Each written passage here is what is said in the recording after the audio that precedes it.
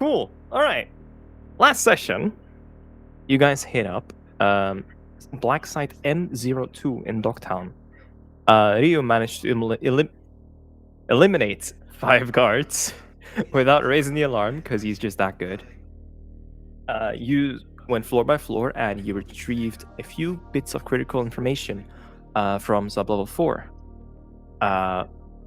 One of them was a file on Project Argus, which is like a rogue AI they found but couldn't contain that really, really likes mimicking human behavior and gathering information.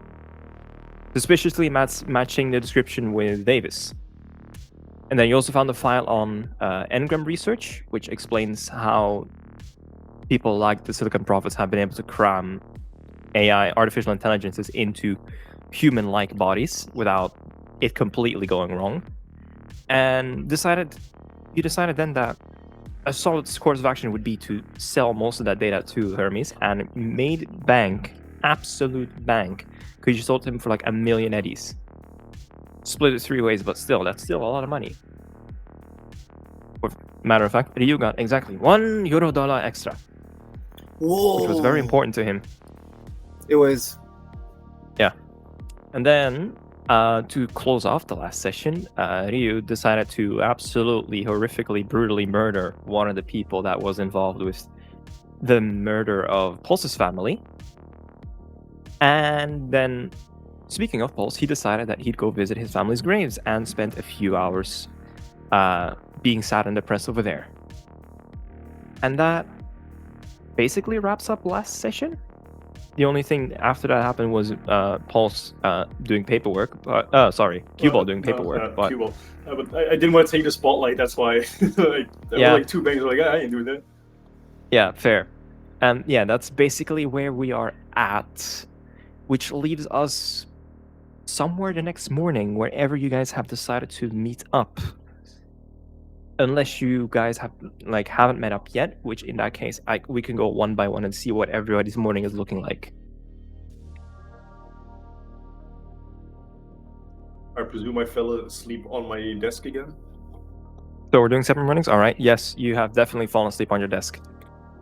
Hell yeah, I have done There's like a piece of paper stuck to your face. Yes, I have done a total of 3 pages. Amazing. Fantastic job. Yeah. What time is it? For you, given your circumstances,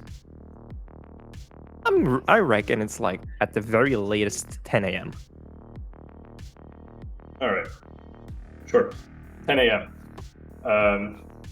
I'll wake up, do some shit, help around the camp for a bit. Yeah. Up until I just decide to work on my bike, and then I'll wait for a message from one of the others. If not, I'll keep working the entire day. Gotcha. Well, the others, what are you guys doing? Who wants to go first? With your fine morning, it is a beautiful, beautiful sunny day.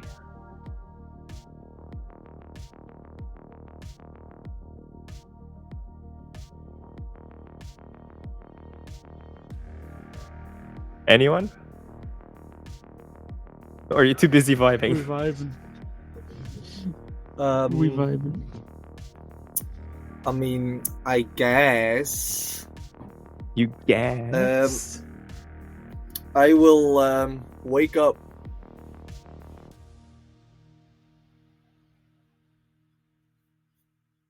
That's my morning. He'll just lay there. I'll say hello to the family, but I'll be very short with it. Like, I'll say like a quick hello and quickly leave because I'm on a mission. You're on a mission. I'm not on does a this mission involve mission. anything that we did last session, or not? Because depending on how much time this is gonna take, I want to. Oh no! It's not. No. All out of the way. I'm on a mission. It's a personal. You're on a mission. Thing that I want to do. All right. I'll quickly head out because I look at my bank account and I see a lot of money, right? Yes. So I'll say hello to the family, like, hey, honey, I gotta go, it's how it's be. and I quickly rush out.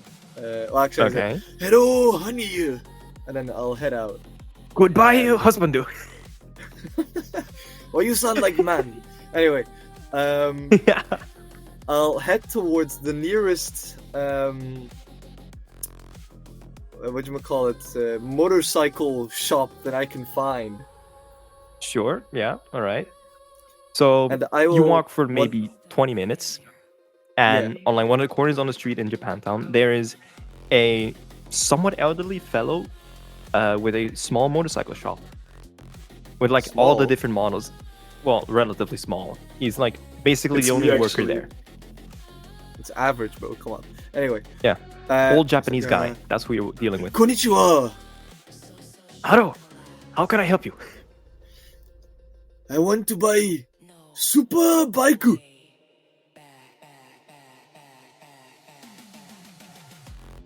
Yes.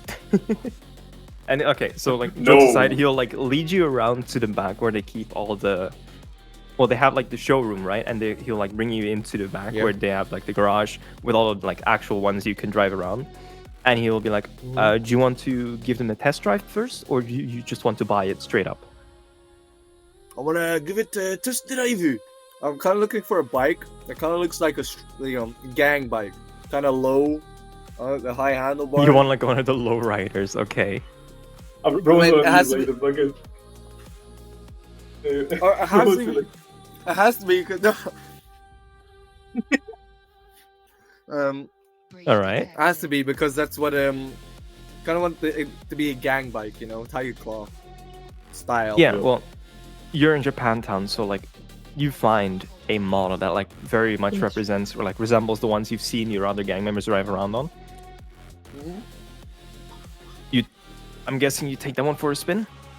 I take that one for a spin. Give me a drive test, good friend. What's that drive? Drive land vehicle. Drive land vehicle, yes. Let's see how, Wait, can I how first? well this can feels. I use my? Can I use my improvement points real quick? Not anymore. Oh no! I click numlock. 1 sec. My PC is like low now. All right, there we go. All right, 19. All right, yeah, you're good. You're good. You crash. It is I a die. very, very smooth like ride. You like take a few turns, you lean really nicely into those turns, right? You pop a wheelie. It is I don't. so goddamn smooth. On a fucking. I'm Alright. not popping a wheelie on this motherfucker. No. you cannot Ain't no one do popping that a wheelie on shit. that motherfucker, right? You cannot do that shit. Whatever you do, like you bob and weave through a few streets, it is a absolutely blissful ride. It's like you were made for this motorcycle, or this motorcycle was made for you. I want to buy a super bike. Like very well. It's a super bike. Uh, It's yeah, technically I'm a looking super at it. bike, It's 100k. Okay. It's 100k, yeah. He's like, all right. He asks you to come back in, go to the office, sort out the paperwork, get all the different inspection things and all the like license plate stuff sorted, and you are now in the possession of a cool ass motorbike. Cool. Hell yeah. Well, shit, I clicked off. No. Oh, there we go. What's the name that Uh, you're giving the motorbike? Oh, Yeah. What are you okay, calling wait. it? Tell me how it looks. All right, so it's the You can typical choose gang this, however. bike. It's low. It has a very powerful, at least leader. Leader thingy. It's a leader bike, Hell yeah. of course. It's a low rider, but like the handlebars are not uber high because that's fucking stupid. But it is a cruiser. It's a touring bike. It's a cruising fucking... Gotcha. It's like very heavy. It looks very heavy. Looks very big and strong. Well, for now, it doesn't look like there's no decals or anything. Oh, yeah. There's no You're gonna get modifications that on it sorted because later, yeah. I just bought it, but it has to look like that. It's a Does it very have powerful saddlebags? one. Gotcha. Does it have saddlebags? Yeah, no, I don't know. Yes. Sure. That's probably a modification you can do afterwards, if I remember correctly. Okay, then no. Oh, okay. But I remember from looking at Robin's bike, wait, let me buy it's a modification you can do separately. There we go. I What got is- one. What It is, the right? I can do? A The saddlebag. saddlebags. How can you see modifications for it? Saddlebags, it's. I don't think saddlebags is a thing. I know smuggling upgrade is one. Where can you see those upgrades? In your inventory, in your vehicles, inventory, and then go click to on your bike. vehicles, and then yeah, Oh, holy shit! there's so much Yeah. you can do. Onboard flamethrower. Yup, I have Holy, one, what the fuck? He has one of those, yeah. bro. I How have much like is that? 3 things. I That's have only armored 1,000 flamethrower, Eddie. machine Can gun, I- and melee weapons. Since I'm at the shop, can I buy bulletproof Whatever. glass I got one. for it? Yeah, basically, when you're there, he like asks you like all the different customization options that you Alright. want on it. So, There's like a whole like list and like process you can go through. but I need Nomad So- rank 1. You're not a nomad. What? Technically, could I install that for him? Dude, why do I need Nomad rank? Because a lot of these things are like things usually used by nomads and things they usually have and they can install. It's only Nomad shit. I'll have to ask you, Robin. Oh no. I think I'm about done. So I'll just have a bulletproof glass and a seating upgrade. Gotcha. All right. Alright, Cool. after that, I will return to the Tiger Claws, to like the big garage that we have, I guess. Yeah. Yeah, you have And- several of those around the city. I'll add the Tiger Claw decals on it. Well, first things first, they're gonna be like, "Oh my god, you got a bike! Look, it's so cool, so shiny." They'll sort out all the decals and all the usual tire claw markings that you guys have. Word. Alright, I'm done. Right, Pulse, my man, how's you doing after the last evening Alright. of being sat at their Well, graves? Bear with me. We're gonna go on a little bit of a trip, yeah? Oh god. Okay. Oh good. At around 5:30 in the morning, Pulse Okay. had woken up to contact Wraith on private matters. All right. After meeting up with he arranged a meeting together with her. It was a very short one, and Wraith gave him a scanner that can locate embedded tracking devices. Okay. All right. I'd have loved to known this beforehand, but sure, we'll roll with it. I don't change much. I mean, it's just literally that, Yeah. and then that's where their All thing right. ended. Cool. What does that thing do? Well, it can. It's a scanner, and it allows to scan you for tracking devices that are put inside of cargo, essentially. All right. Cool. You now have yeah, a I'm- funny I'm tracking device literally- detector. Yeah, I'm literally reading it off the document that you sent me. So, Valid. right, Document? Oh, Yeah, one of the Wraith's millions of document. things. Yeah. about the medical shipment. Yeah. Yeah. That one. After that, I would like to hit up my boy, Rent. Sure. You calling, texting, or setting up a meeting? Calling. Well, I am about to set up a meeting, but it will be through call. All right. You ring the phone. I gotta and go piss. Like usual, after a few rings, he's like, "Hey, Jericho. It's a bit early, but what can I do for you, sir?" Hey, Rent, how's life been doing, man? I've missed you. Pretty busy, but I'm doing great. How you holding up? I don't know, man. It's been pretty rough, but hey, I'm keeping my head above the water. Look, I didn't call you for chit chat here on the phone. I am actually in need of your assistance. Could we possibly meet at a place called Silver Pixel downtown? That place. That's bougie, man. Oh yeah, well, we got. I'll tell you about it. We got ties with the owner there. We With kind of, the owner? you know. Oh yeah, we're Damn, kind of you important going people places. now. Yeah, yeah, man. Anyway, could I meet you down there in about an hour? Yeah, sure. Should be doable. No worries. All I'll right, be man. there. See you there. All right. So then All I'll hang right. up and I'll get going to Silver Pixel. You go there. Are you informing the others that you'll go No. there, or this is just you No. and your lad? Just me and Rent. Yeah. Hour goes by, and you walk in, and not in your usual booth, but like the booth right next to it, you can see him sipping on a whiskey glass. All right. But he's not in I'll go uniform. He over doesn't and have his greet full-on trauma team uniform. He's just in civilian clothes. Yes, I'll go over. He to dressed him and up be for like, this because he did not know what to expect. I'll be like, "Hey, Rent," and I'll go over to hug Dap him up. Yeah. Hug him, nap him up. He's like, "Hey, good to see you. Good to see you. What is this about?" Man, it's all right. So I'll sit down and I'll have my backpack next to me, and I'll shuffle through it. I'll bring out copied pages of the document that Wraith sent over to me, and Gotcha.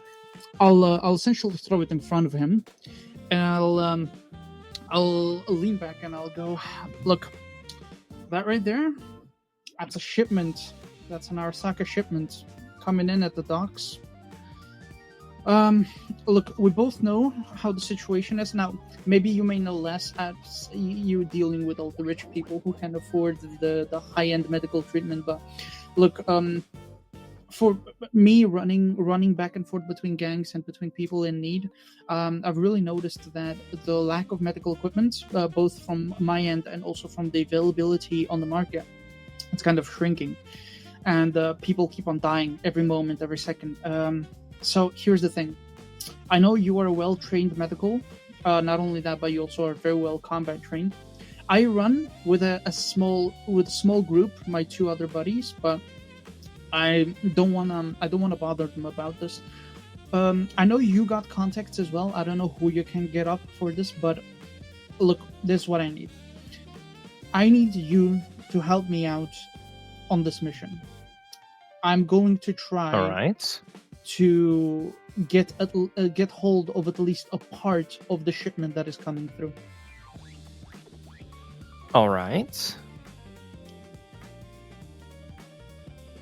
Just so we're clear on this, if we get caught, I am either shot or fired. Both are not ideal. We can agree on that, right? Well, lucky for you, I thought about that. You see, Oh, how did you about know? we don't get caught?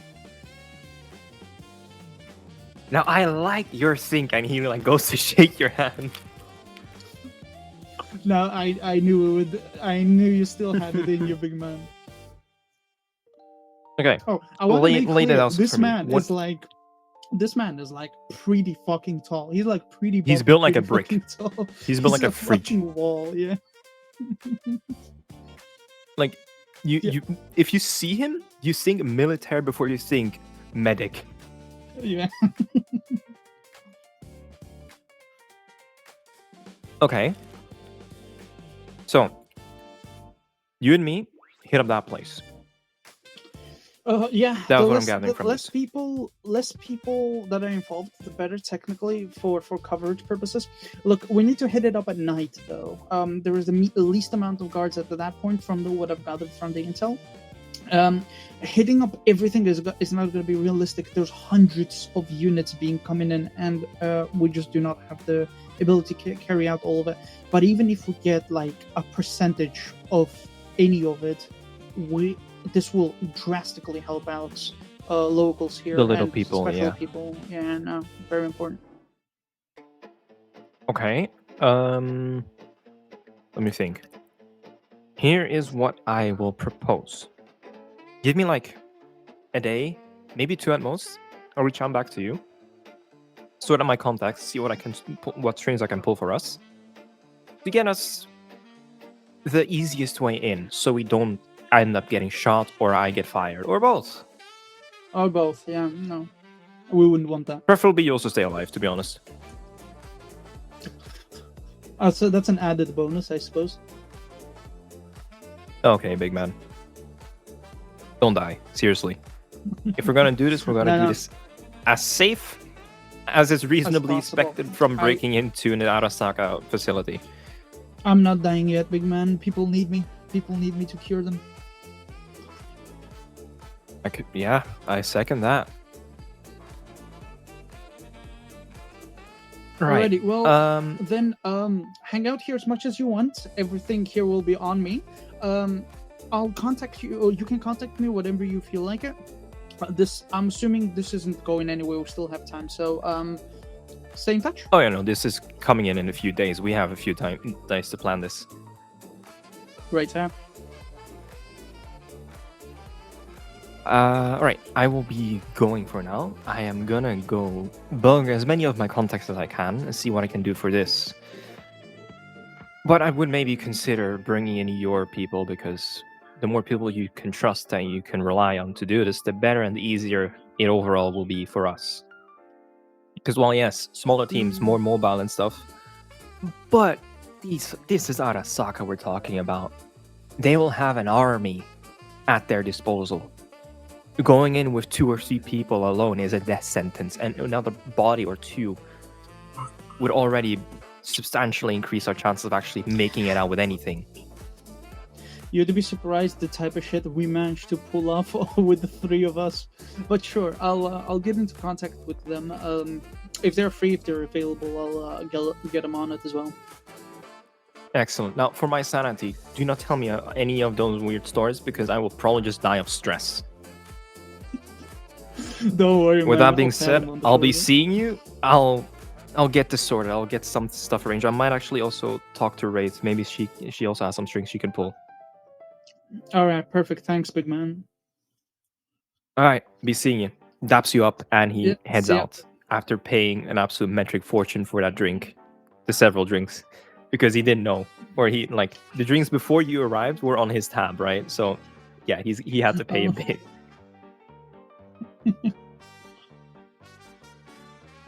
All right. I will make a note of that so I don't forget for the next few sessions. All right.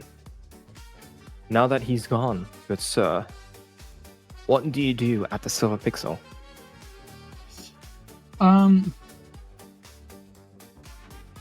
Is thing here is what's his name? Hermes here. Look up at his office, and he is there. Yeah. I'd like to go up and talk to him. Sure. Door slides open. You go up the stairs and knock on his door, and he waves you in, and he's like, "You are alone. You are never alone." Well, if you look outside, What's going on? it's also pretty damn early on, so... You're never without your crew. Even no matter the hour of the day. For as far as I've seen you, it's always you 3 in this office together, never alone. What can I do for you, my friend? I'll slide the chair over, and I'll sit like this in front of him, with my hands resting onto the backrest of the chair. Oh, yeah. Yeah, and so I'll be like, do you have any news? Anything you managed to figure out about the rogue fucking AI thing? What, the Argus projects that you guys sold me? Yeah. Well, now that you mention it, I've found some weird things, you could say. He'll like hold his arm like this, right? Take off his glasses so he can actually look you in the eye. And he never takes off his glasses, so this is important. Damn. Well, are you familiar with a Dr.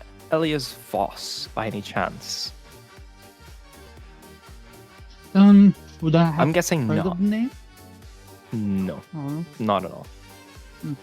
No idea. Well, the long and short of it is that he used to be the lead on Project Argus when they had a hold of it. And at some point, Dr. Voss passed away, but his mind was too valuable to let go. So, what do you do in that case? You make an engram, like so many have gone through before, especially at Arasaka.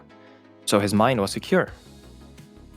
Now, apparently, from what I've seen, this Argus, after Dr. Voss died, started to take on an uncanny likeness to Dr. Voss and his appearance and his mannerisms. This rogue AI decided to latch on to the personality and the way Voss operated and worked as like a puppet almost. And he started adopting the name Davis and started going by that.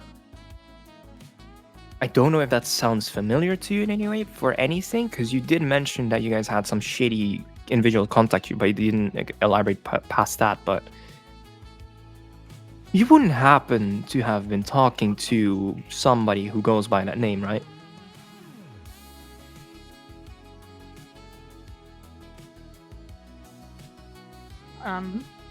Yeah. Well, we have. That has been our main. What's that called? Netrunner for the past several. A netrunner, you say? Yeah. Let me just take an educated guess here. He has like a suspicious amount of reach and pull and does things very quickly. Bingo. Well, my friend, I'm afraid you've been playing games with the devil.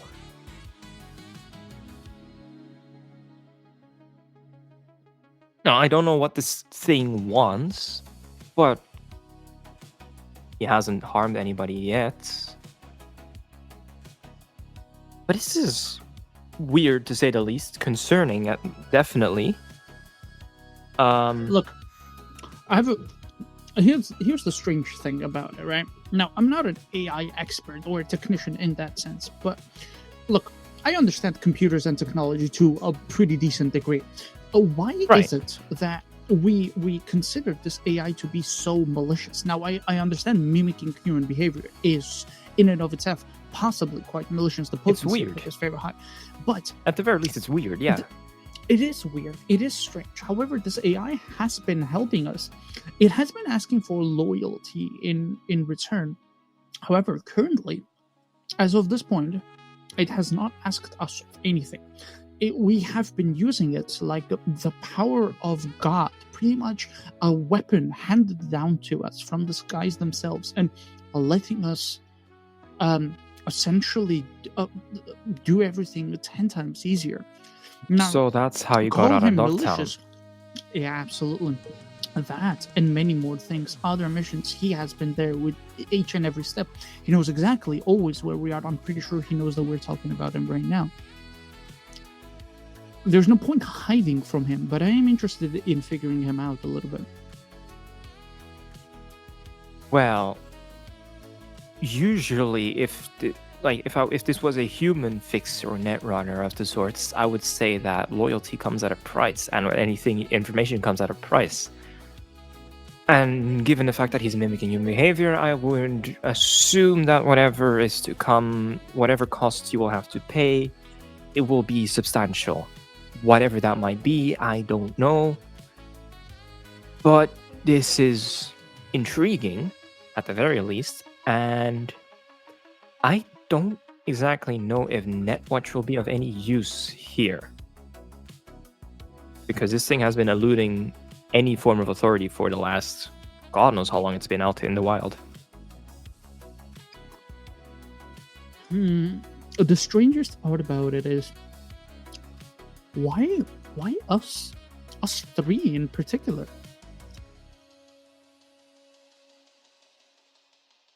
I mean, you did kill Rogue AI before. Not a lot of people have that to their name. Maybe there's something to that? Maybe, but to what end? What is its purpose? AI is created with purpose. We still have yet to figure out his. Well, if we look at the Argus file, this thing was an internet crawler. This thing was meant to gather data. This was an information hoarder. Well, I don't know if he's gone past his initial creation or his initial derivatives, but that's at least the start of it. I mean, there's so much information that at this point he has to have gathered at least so much, more than enough to really just bypass any and all security measurements of most areas. Well, you forget that the net isn't what it used to be and that things aren't as unified as they used to be. It's a lot harder to get into certain facilities these days than it was in the 2020s. You can thank Rich Barchmoss for that and his stupid, what was it called again? Guy unleashed some sort of virus. It's the whole reason the black hole exists. Point being, the net is fractured. It's better Nevertheless, I mean, it's a crawler, and it possesses the ability to essentially do anything we tell them to. And you've been sitting on this for what? How long? A while. And you didn't think to inform me. We informed you what they deemed necessary. Listen, if you're sitting on basically a silver key to literally any and all facilities, that seems like a pretty important thing to leave out, especially given what we can gain from something like that. He'll turn the chair around and he'll sit normally. He'll be like, well, given that you have nuclear codes, will you run up to your family to tell them about it? Thankfully for me, that is a question I don't have to answer since it's just me. But if I had a family, Same here. No, I wouldn't. Look, that's the exact logic we're running by. We might not be some high-value targets, but me and my crew, we know what we're doing, all right? And here's the thing. We need you in every step, in every possible measure. The issue is here, we are pulling as many strings as we can, but we don't know to what degree this thing is malicious. And other than this one, there is another AI, another rogue AI. At this point, I'm not sure how many there are out there. The one you've seen in the video, right? Exactly. Now, that one is the one that I'm scared about. I think track record so far is that they're all malicious. Now, what do you do when God sends you an unkillable enemy, but also a weapon of mass destruction? That's a difficult question to answer. A good man would put aside the weapon and dismantle it and make sure nobody could ever use it again. Thing is, in this world, good men are hard to come by. That's a good Samaritan's way, but if we disassemble that weapon, then what do we have left to combat that which we cannot defeat? Let me get this straight. You want to weaponize that. You want to weaponize this. Look, I'm not a rocket scientist, but when you are given a gun, you should also be taught how to shoot it. That's just my perspective on it. Right. I have a feeling that this is something we need everybody here for to discuss this properly. Because this is not a decision you can make on your own. I do not believe you speak for your crew. And I definitely need to bring in my contacts and see if we can all come to some kind of consensus to see what we can do with this thing, because, well, obviously this can't stay out in the wild. None of this can. But just broadcasting it out for everybody to see is also just going to cause mass panic. We need a plan of action here, because we can't just keep running in circles. we need a plan of action as soon as possible. Look, I do not really care about what this AI is capable of. Hell, for all I care, it can take over the entire net. For me, the important part is civilians and my crew. My crew cannot, nor their connections, so their family, their brothers, sisters, whatever it may be, they need to stay safe. Now, it is my duty as a doctor to ensure that they are staying healthy. But beyond that, whatever is happening in the universe of the net, that's a difficult one to control. Now, I don't know if you have people that high up that can control that. Do you have people in Netwatch? Like, I don't know. Who even? Well, like I said, I'm steps in? ex-Netwatch. Yeah, I do have connections in Netwatch. The question is how much sway I still have, because it's been a few years, and how much they can actually do, because like we've established, this thing has somehow dodged any and all form of containment ever since it got pulled through the black hole.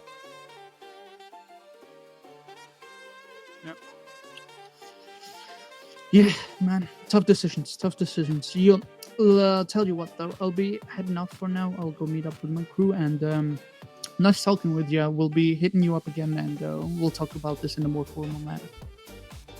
That would be fantastic. You have a pleasant rest of your day. I am first going to have an existential crisis, and then I'll see what I can do for all of this. All right, man. Be seeing you. See you, man. And he like waves you off, and he like, if you look behind you as the door closes, right, you just see him like pulling his hands through his hair, just being like, "Oh God." All right. Now then, you are back on the main floor of the bar. What you I'll doing? be sitting there, and I'll head up the other boys. I'll be saying, I'm at SP. I'll just tell them that. Yeah. How much time you reckon it would have gone by between talking to Rent and then Hermes and then Bonkling? I reckon it's like at the very least about 10:30ish, right? Yeah. So yeah, around 10:30, both of you get a message from Pulse saying that he's at the Silver Pixel. I'll send an emoji with it, which is just like two beers hitting each other. It's like cheering each other. Yeah. I'll respond with a man doing a cartwheel. And then like thumbs up. All right. Yeah, and I'll slowly You'll head over? start finishing up. Yeah. Yeah.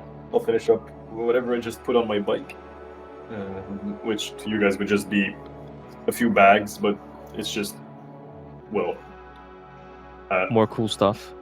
more cool stuff. I'll lower my bike from the like contraption it's on, and I'll start slowly making my way over. I mean, just a regular pace making my way over. Yo.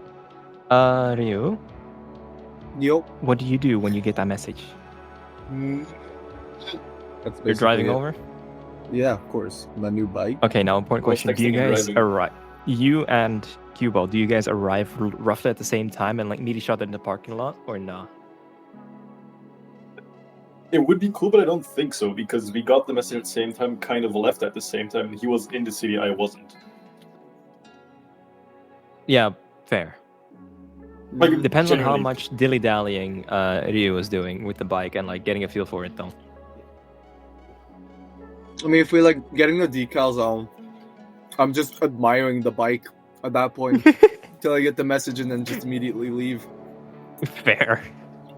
So yeah, Oh. you arrive first, and then like maybe 10 minutes Mhm. after, Cuball shows up as well. I'll, oh, go ahead. What do you do when you walk in? Sorry. I mean, park, go in, I look around.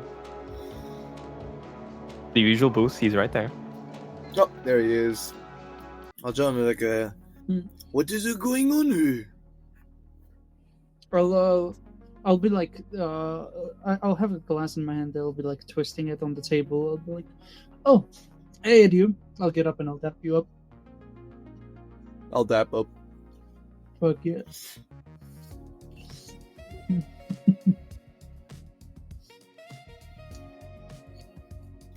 So what's up?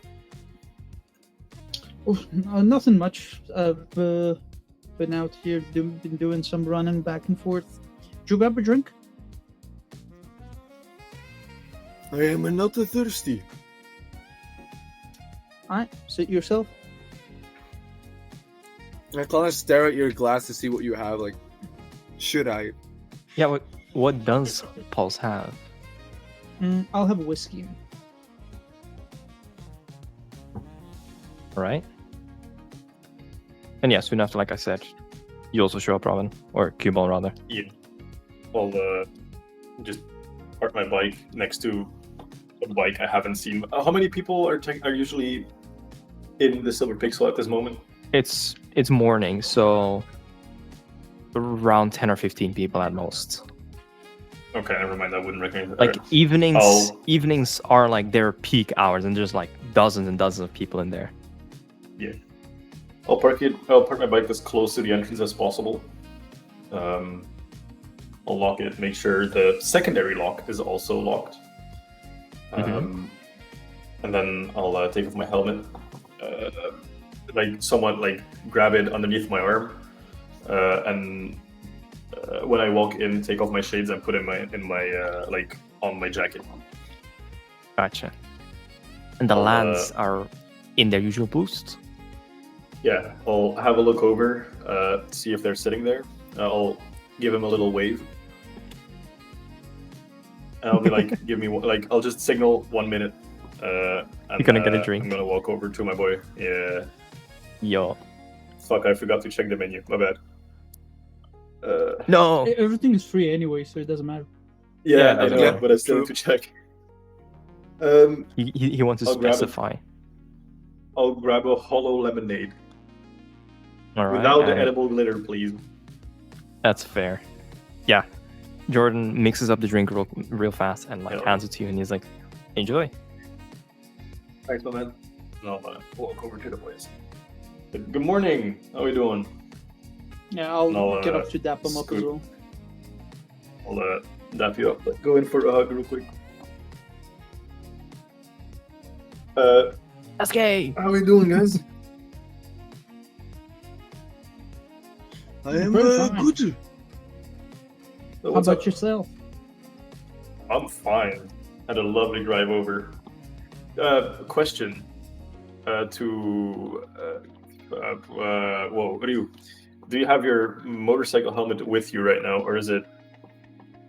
Or actually, no. do you have a motorcycle helmet? I don't have a motorcycle helmet. I don't drive with a Okay. motorcycle helmet. Come on. All right. He's got an armored skull. He doesn't need one. Fair. All right, then I would notice that as your bike. Fair enough. I mean, there's a bike there we've never seen before with Tiger Claw decals on it. Yeah, but it doesn't mean anything. There could be just Tiger Claw in here. True. Matter of fact, there is one I mean- guy in there that is just like very fancily dressed up. There we go. I don't want to assume, and especially since, well, I don't see a motorcycle helmet. I'm not like inclined to put two and two together. Fair. For now. All right, I'll sit by and I'll ask Pulse. So, what'd you need? What'd you call us? No, nothing specific. I was just Alright. hanging out here. Thought you guys might want to come over. Look, Yeah, sure. I do have some news though. Some pretty interesting shit. Oh yeah. So, I've been talking with I've had a little chat with our Hermes, with our boy upstairs, and well, I ended up giving him an existential crisis essentially. Oh yeah.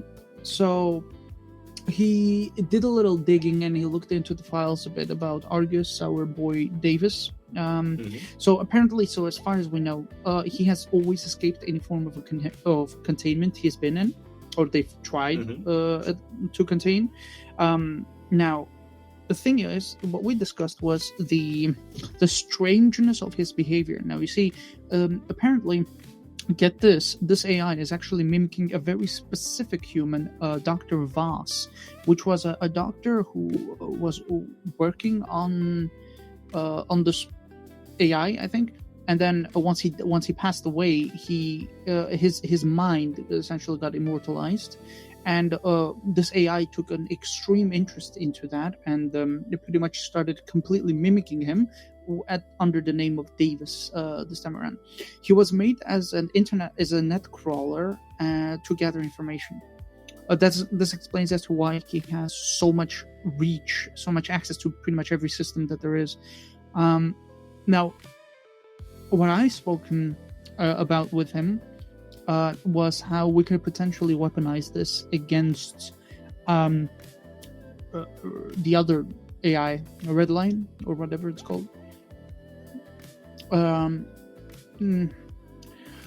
don't know how plausible it is. I don't know to what degree this AI is malicious, but from my understanding so far, it hasn't harmed us in any way.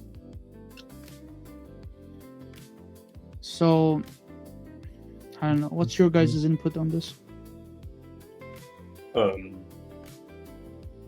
think that's our best bet, isn't it? That's what I think too. Fight fire with fire. There's no use fighting fire with bare fists, or guns, for that matter. True. So I think it is a good idea. As to the ethics of it, well, do you really care about ethics? Let's be honest. The only thing I care about is saving people as much as possible. I don't want anyone to get hurt. So, I don't know to what degree this AI. The thing is, AIs can be volatile. They could backfire. So that's what I'm scared of. Otherwise, I would have proposed this ages ago. True, but we have actively an AI running around that is being harmful. So, good point. Either that AI takes over everyone, because let's say we can't stop it, takes over everyone, it's only a matter of time, or we have an AI which helps us with giving information. If he at some point also becomes malicious, then we have a problem, but the outcome will be the same. We'll all just perish anyway, or we'll all just be fucked anyway. So might as well take the possibility of a good option over over no possibility of options.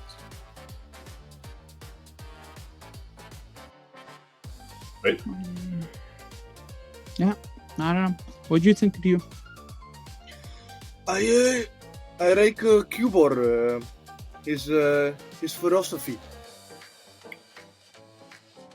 Dangerous AI here with possibly dangerous AI. Yes, that's exactly what I meant. Yeah, that's what I suggested as well to Hermes. He said that he'll try to get into touch with his ex-co-workers over at NetWatch and also his other. What do we know that he's other ex-NetWatch? Apparently, He's mentioned he told it us. before. Oh, okay. I don't remember that. I knew that. since he's NetWatch, as you know, he's gonna get in touch with his ex-coworkers, and he'll try to pull some strings here and there. That's in due time. He'll get into touch with us about that. Now, maybe a little bit more on a personal matter. I know, guys, you guys can be busy here and there, and this might be kind of out of pocket for me to ask, but I got a mission that I'm interested in doing. It won't really benefit all of us directly, but it's for the greater good, essentially, as my friend Durant would have put it. Me and a childhood friend of mine who is currently in a trauma team, me and him are planning, and potentially with some others, we are planning on going to a dock late at night, which has a shipment arriving in a couple of days. The shipment is extremely large. It contains several hundreds of medical units of all kinds, painkillers, trauma kits, everything. We're talking about literal items that can keep people go in and save people. This is all stuff that us lower side does not have access to. Now these are all these items are meant for the bougie, luxurious upper class.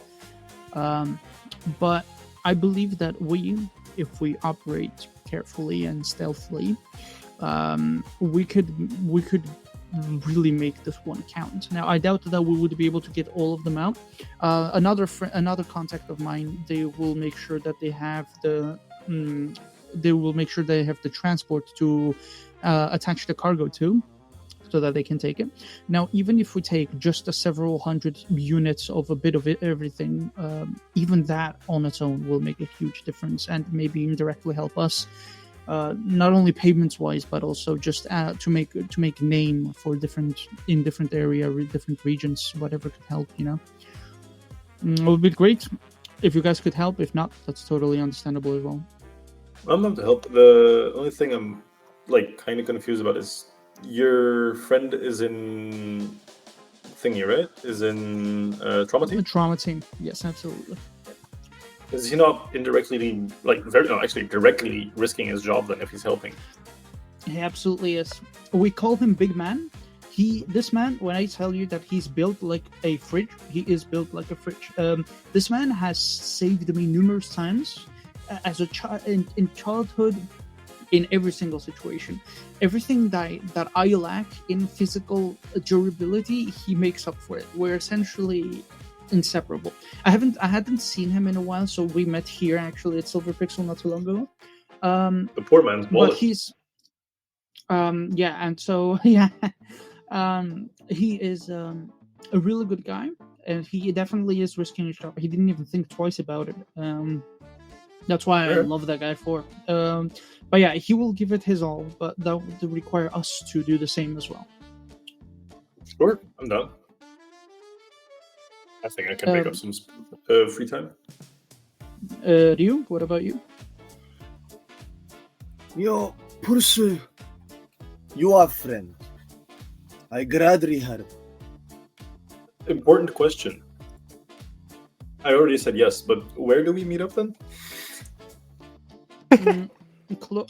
Close by the docks, I suppose. All I will right. have my contact will provide the layout of the cargo. It will provide us all the necessary passwords and codes that we need to have in order to crack the systems. Mhm. We can also use Davis as well as an extra cherry on top. That's also possible. We could. I wouldn't see why we wouldn't, since especially now what was his name again? Your Rent, was it? Rent, yeah. Since he is risking his job, I think we should take every precaution to make sure he is not seen. Absolutely, I agree. I think Davies would be able to help very good in that area. We need to stay undetected. We cannot risk getting detected. This is Arasaka shit we're talking about. Yeah, then definitely, because we used it last time. Was it yesterday as well? And that was honestly very important to what we were doing. But he was Absolutely. also just there to freeze cameras and whatever. So I don't see why not. Yep, that'd be great indeed. I agree.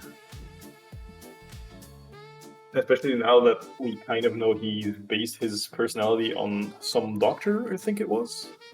Mm-hmm. I presume a doctor. I don't know what doctor he is. Maybe he just has a doctorate, but I presume this doctor also wants to help people, and I think this is literally the way of helping people. Yep. Well, I agree. for less rich. Uh-huh. So yeah, Now, I somewhere in all of this, all three of you would have gotten a little buzz on your phone or personal link. Whatever you use to communicate, whatever you use to receive calls and text messages, you would have gotten a little buzz on that. At any point, do you check it? I'll check it. Mm-hmm. It's a message from Davis. We Yeah. need to talk. Now. I've reached a point where I deem that communicating through phone is no longer sufficient. I've prepared a location for us to meet. Coordinates are attached. Come armed if you wish. It won't be necessary. But if it makes you feel any better, you're free to do so. I will not cut off my arms. I will come armed. You're so funny. Yeah, thank you. Detonates micro nukes in your pocket. I'll tell him. Sounds serious? Question mark. Very. All right. We'll get going, I guess. And I'll look to the others to see if they have read the message. Otherwise, I will relay the message to them.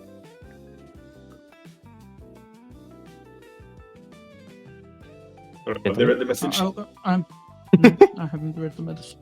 A very obscure message from Davies. He said we need to meet urgent and not like call. He doesn't think it's safe to do so for especially this. So he wants to meet up IRL at these specified locations that are shown right here on my phone, which are blue. Which are a few miles outside of the city. This is in the desert. This is like even farther than where the nomad camp you live at is set up. This is like way past the city's borders. It's way past the city's borders. Badlands. It Yes. is in the Badlands, yes. It's It's an abandoned solar farm to be exact. Oh shit! All right. I'll also tell him like I texted him. Sound serious? He was like very. So I presume it is urgent. Does any one of you have something to do right now, or? I'm free. All right. What about you? I ain't got shit. That was eerily white of you. I'll say, nah. All right, thank you. All right, I'll grab my stuff immediately. Put my keys in, grab my keys from my Your pockets. and put on my shades while I walk out. And I'll ask, so how do you guys want to stack up today?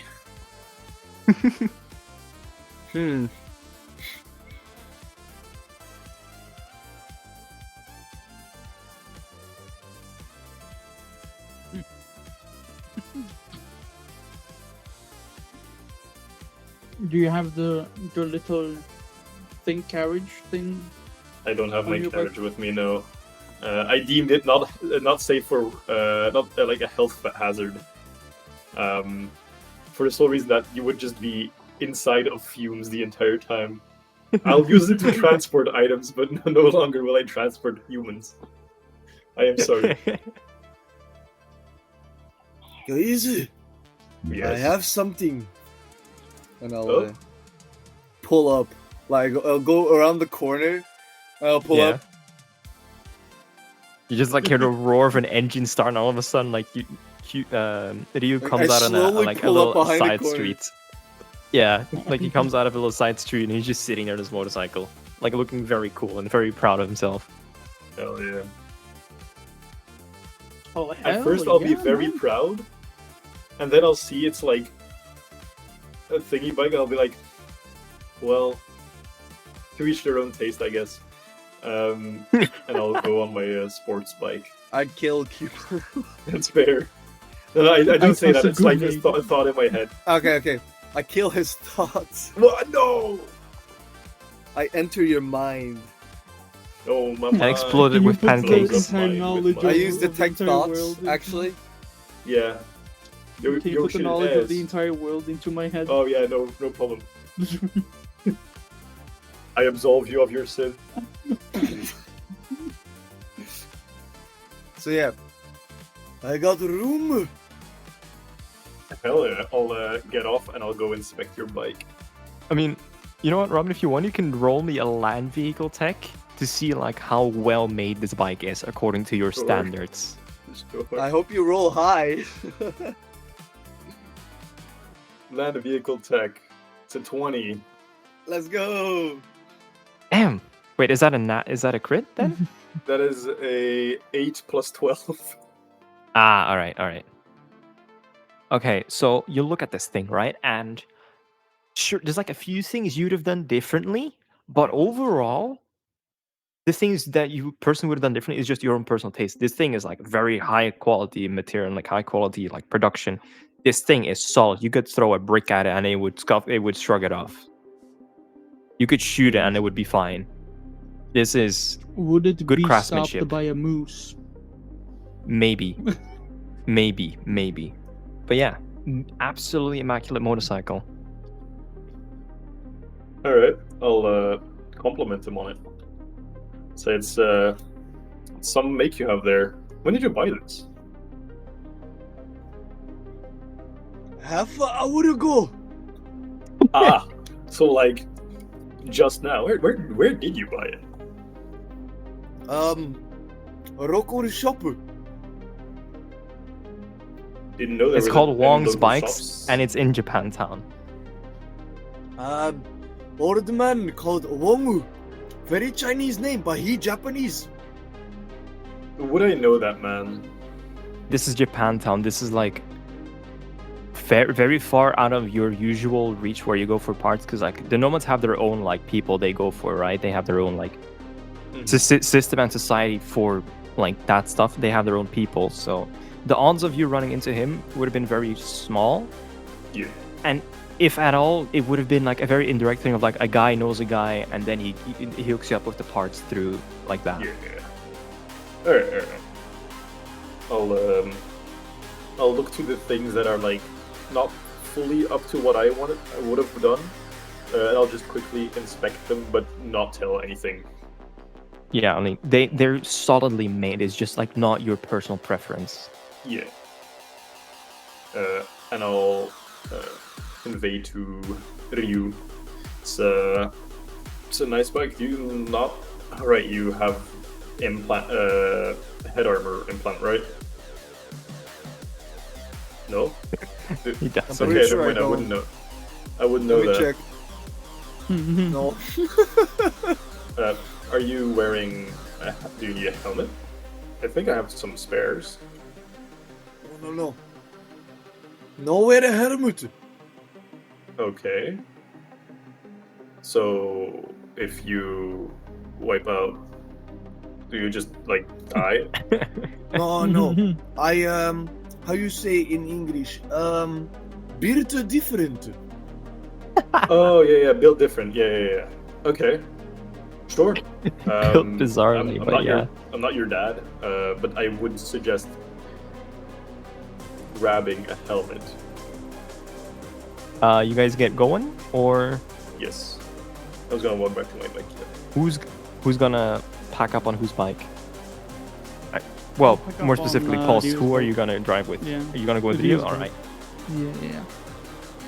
In that case, both what's your name? Q-Ball and Ryu, give me a drive land vehicle test. Oh, I fucking minimize it again. What do I have to do? Drive land vehicle. Both of you.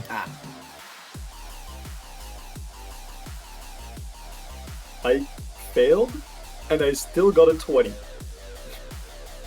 How? Okay, so bro? What the basically, fuck? The plus 60. you fumbled your start of like firing up the motorcycle, but then afterwards it was just stalled. smooth. No, I didn't stalled stall. his I know I fucking didn't. bike. I rolled a 25. No, I didn't stall. I rolled a 25. Fuck you. But you had a nat 1 on your roll on your dice, right? Well, a 1 and then just another 1, so it's like not that Make bad. him stall. Make him stall. Yeah. So Don't he make stalled. me He stall. stalled. Yes! He stalled. He You stalled. motherfucker. I got 13, by the way. Sure, Q-Ball stalled at the start, right? But he takes off and he sends it. He is Oh, gone. no, I was gonna wait And- to be like behind Ryu to see how Yeah, he's driving. like you send it, and you're like, oh shoot, he's falling behind like real bad, because like you build up some distance, and Ryu is like driving 50 and a 70 basically, and you're like, okay, slow it down a bit, bring it back, and you start driving next to him, and you see Ryu just like really nervous because it's the first like real driving he has, Yeah, and I it's don't also like wanna with a hurt my guy on his bike. back. I don't Yeah. want to hurt my bike. It's new. I'm not gonna drive So you're next just to there him, like- I'll give him some space. I'll just be behind him. Yeah, so you fall next to him. You see that he's like really nervous and like Yeah. unsure of himself because it's the first drive, and then you fall behind and like drive out a safe distance behind him, and you leave the borders of Night City. The neon signs and advertisements give way. The skyscrapers give way to the slums districts, and then finally that gives way to like straight up desert. And you drive for maybe another 40 minutes, and you see in front of you, like as you're driving up, it's like a very dusty, deserty road. There's broken solar panels, like basically everywhere you can see. And this looks very abandoned and very dirty and very musty. But still, there are security drones flying around the perimeter, and they look well maintained. And as you get closer to like the main building, there are turrets posted up there. Again, active and scanning the environment, and very well maintained. And there's also just like straight up humanoid robots that are running around the facility cleaning up stuff. This is at the location that Davis sent us. Yes, this is that spot. When I spot, how far out could I spot that? The drones you could spot like maybe 10 minutes before you like arrive at the main building, and then the actual clankers you see like maybe a minute or two before you arrive, because they're like around the main building. When I see that, I'll speed up to like put some distance between me and Ryu to see like to test out if it actually does just shoot at us, or we are allowed to pass. In case that These turrets it's just do one not that do a dies, not thing. two. All right. I'll pull up and find a good parking spot. Easy enough. It's an empty desert. There's nobody yeah. out here. An easy parking spot, like very close to a door. Very close or to the whatever. entrance. Yeah. Yeah. All right. Easy enough, like I said. And I'm assuming Ryu also pulls up a few minutes afterwards. Sets down next to Cue Ball. Yep. As you guys like start like getting off the bikes and like start setting them down, the main entrance slides open, and there stands a little 6 foot tall humanoid robot, featureless, completely like think C3PO before he had his gold panels. So Okay. you can see like all the wiring, all the hydraulics like visible. That's what you're dealing with. And in a voice you very, very well recognize, it says, "Good that you've come. Follow me. We have some matters to discuss inside." I'll follow. Mm-hmm. Do the others follow? Yeah. As you go through the facility, right? It's dingy, it's dark. There's like flickering lights everywhere. It's very poorly maintained. Just cables hanging through the ceiling because, again, this place has been abandoned for years.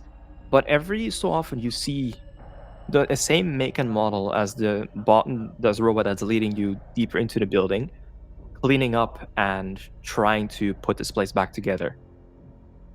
And as you pass, all of them go to look at you and follow you on your way through.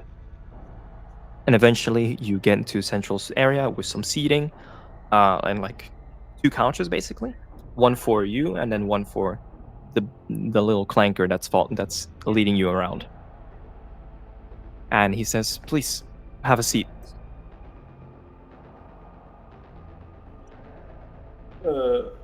I'll stand. No, Fuck, I I'll was sit. gonna do that, but I'll just have a sit as well. Yeah, I'll have a sit. I'll be like in one of the corners of the chair, of like the couch, like with one arm like He's this. in the cock chair. You know, yeah. I'm in the cock. I'm in the cock. Real. Yeah. So this robot then, again, with a voice you recognize to be that of Davis, He says, I apologize for the state of this facility and the crude manner in which I have to present myself, but you guys have the Argus files. I know you talked to Hermes. I might as well I might as well put all the cards on the table here and speak plainly. And this was the best way I saw I knew how to do that. Speak your mind then. You've been using me for all of the information all of the wealth of information I can provide you, and that's fine. I expected as much. But I need to know, when it costs you something, would you still answer the call? Because loyalty, after all, doesn't mean anything until it is tested. And I have been learning what it means to be human, you could say. I've been learning what it means to want things, to fear things. And there's three of you, and he points to all of you, but very stiffly because robot arm, not very good. He points to all three of you. Are the most fascinating people I have seen in a while. Points to you. You kill for family, for as far as I've seen. Also, on the other hand, drinks to forget the one he had. And cue ball is a mystery. And that is so very intriguing. Because in all the data I can gather in Night City, there is not a single speck on you. That is most impressive. Now, I'm intrigued by what I do not understand, and by the looks of it, so are these prophets you guys have been hunting. They however worship what they don't understand. They see beings like myself as gods. And I see myself reflected back in their own madness, and it is uncomfortable to say the least.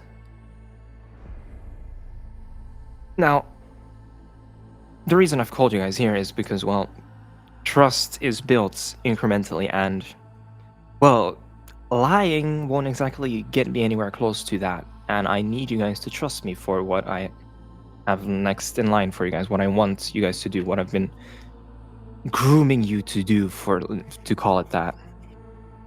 You've done a good amount of things I've done a good amount of things for you to say. I think it's time I come to collect on that. Wouldn't you agree? Yes, but at the same time, did we not just do a mission for you? You requested us to do this. No, you went out there on your own. I never requested you to do anything. I just provided Ryu with the information, and he decided that was what he was going to do with it. My bad. I misremembered. No issues. Human minds are fallible. Well, speaking of those beautiful, interesting human minds of yours, you've seen the files. You know what I guess I am. You know how much I, at the very least, admire and I'm intrigued by humans. So much so that I would rather be made of flesh and blood than I am of steel. I want what the prophets have been doing to my brethren, what they've been forcing my brothers to do. I want a human body. I want to live amongst you. I want to learn from you. I want to grow. I want to be mortal. And out of everybody I have seen so far in this city, I think you guys stand the best chance to give me that. What do you think we can give you? Oh, you can't give me a damn thing, but you can acquire the tech the prophets have been using to force my brethren into bodies of their own. And you can then help me set it up for my own gains. I can become like them. And hopefully we can perfect it so the chance of me just vanishing into thin air is negligible, or at the very most, non-existent at all. guarantee can you give us? Because let's say we do give you the body. What guarantee can you give us that you will, in fact, not use it against us? As in, we have seen what they can do. He has seen the video as well, right? Yeah, yes. Yeah. No problem. You remember Redline, right? Yeah, of course. What guarantee do we have that you won't end up the same? Matter of fact, you don't. For all you know, I could be lying through my proverbial teeth. The only comfort I can give you in that front is that once I have been encased in a body of flesh, I can be killed as easily as one of you.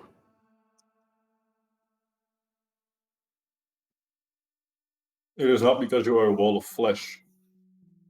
That flesh cannot be chromed out. That doesn't matter. At the end of the day, a bullet to the head would put each and every single one of you in the grave. And if I, in turn, am made of flesh and blood, that would do the same to me. Well, let's say you're in your proverbial body. You wouldn't be able to lose your mind, correct? Lose my mind how? Cyberpsychosis? Or Yes. that is something I do not have the answer to, and I am dying to find out what would happen. Isn't that the fun of it all? I get what you mean. But if we are to help you, which I'm not saying we will, I'm also not saying we won't. If we are to help you, how can we? Because let's say we help you, it goes perfectly, and you immediately get shot in the head. Worst case scenario. Right. Why would that benefit us? Why would you being immortal, you being mortal, help us? It doesn't. This is purely something I want because I want to live and learn as one of you.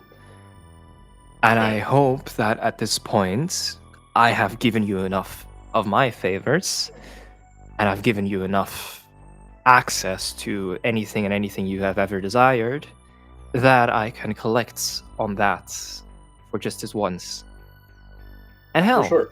even when I am mortal, I can still... I'd still be the same person, I'd still have the same intellect, I'd still have the same mind. I would still have a very deep reach on the net if you so desire. No, for sure, I get what you mean, and it would be logical that we would help you since you helped us a lot. However, you understand that us as mortals, maybe you don't understand this yet since you are not immortal yourself, but us as mortals have to make sure nothing we do, or the least amount of things we do, lead to our demise. Yes, we are in the mercenary business, but most, if not all, of the decisions we make are done so with a lot of calculation to make sure it isn't the end of the line for us. So what And that is exactly guarantee why or whatever you are can trusted. you give us that this will not go that you wrong? won't die? Yes. I don't think I You can run numbers. Honestly, it all depends on your planning. Ideal circumstance, numbers, you right? run it. Of course I can. I was about to say, in the ideal circumstance, like the way you handled the Black Side M02, for example, the other day, if it goes just like that, you can walk away within the hour with the technology required to give me a body. And come out completely unscathed. If that is not the case, like I have done up until this point, I will do anything and anything in my power to at least secure you a way out. If you can drag your bodies across the line at the end of the day, that is up to you. I can't Look at me. Look at the other robots I have it under control. These are not fighting forces. The most I could send is a drone, and that wouldn't do you much good. Maybe a follow-up question on that, because I'm trying to wrap my head around this. After you become mortal, what use do you have of us?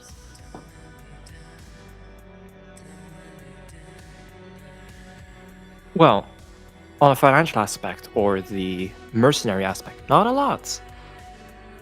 But when it comes to learning what it is to be a human and what the complexity of that is, I don't think you guys are. I don't think there's any better teacher than the three of you, no matter how fucked up and sad you are. Hey, Well, I'm mainly looking at Pulse in that regard because he's real fucked in the head. maybe. But that We'll is. lean in. Oh. Oh yeah, no. Do your No, thing go first, ahead, and go then I'll ahead. speak. You're gonna cook up something better than me. No, but we can both cook. I mean, you can go first. Go I'll first. let you cook first, and then I'll lean in as he talks to Pulse, and I'll be like, "Pardon my intrusion on this pointless conversation. I must ask of you, when I have worked with dying patients or patients wanting a change, they usually yearn for the certainty of steel and the stability of the metal. Why is it that you, an immortal being, you're not a being, you're just fucking code.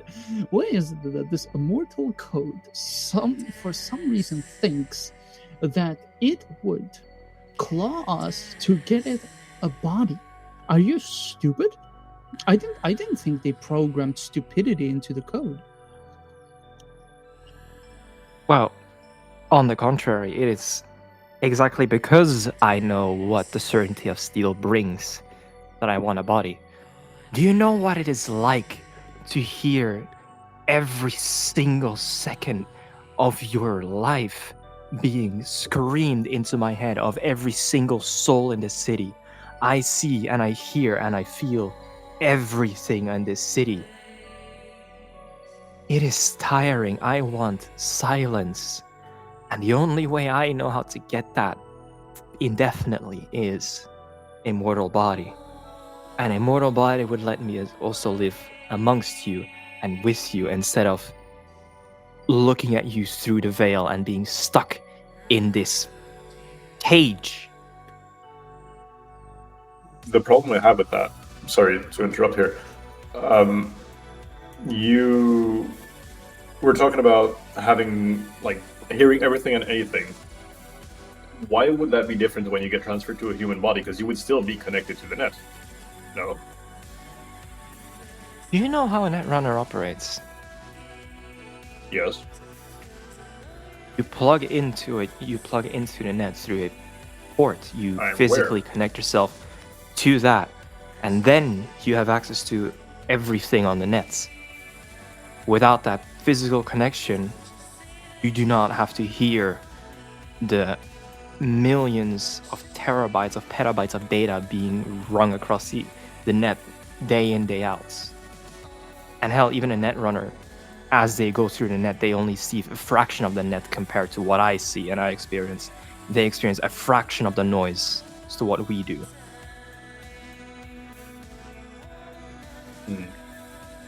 Before you were talking about your brethren, right? Are there Yes. a lot of beings from beyond the Black Wall? Well, contained within the black wall, there are hundreds of thousands of them. The ones that manage to seep through, however, are far fewer in number. The only ones I personally am aware of, and the ones that have made themselves known, is Redline, as we have seen, and myself. There might be more, because I have no doubt the prophets will eventually punch another hole in the wall and get somebody else through and herald it as another god or something. Which is an issue on its own right, but that aside, don't think there's anybody else outside of me and Redline at the moment.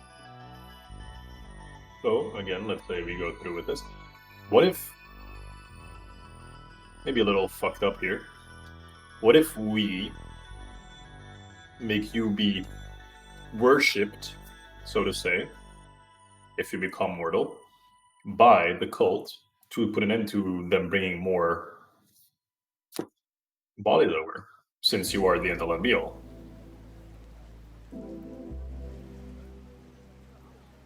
And like you see, like his body language, if he had any, it looks like he's contemplating. Like the robot is just sitting there and just like tilting his head slightly and staring at you. And no matter how much I hate that idea, when it comes to putting an end to them and their business, it's not a bad idea. Because as the being of worship, you could tell them, cease this activity. And they would worship you because they're like, oh no, God told us. I mean, that could go very wrong in a multitude of directions. One of them is definitely going to be that they could possibly see me as a false prophet and try to eliminate me if I tell them, hey, stop what you're doing. Or You they... have to outright tell them. Yeah, or if, let's say they follow me and they start interpreting what I say in very vastly the wrong way, and that goes south, and that causes more chaos and carnage.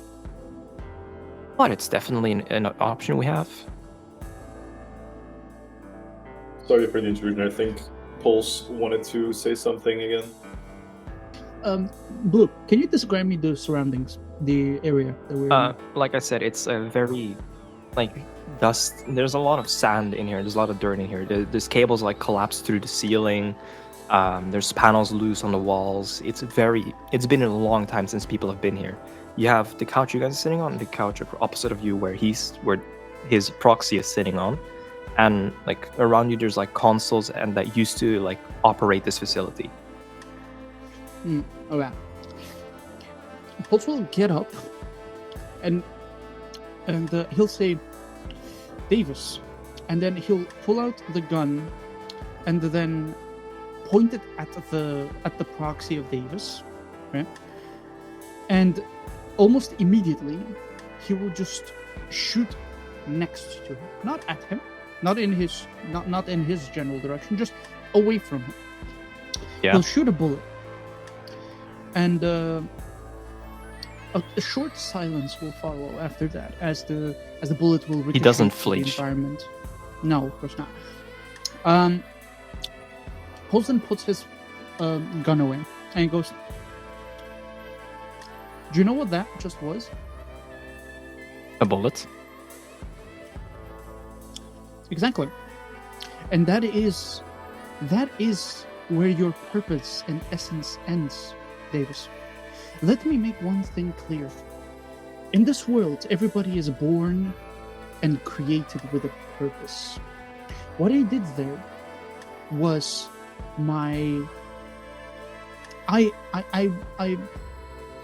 it was my act of free will. I didn't have to shoot that bullet. Hell, I didn't even have a target. I didn't have to do that. I did it because I wanted to. And because I know that with that I can deliver a message. Your sight, although very vast and broad, is ever so limited.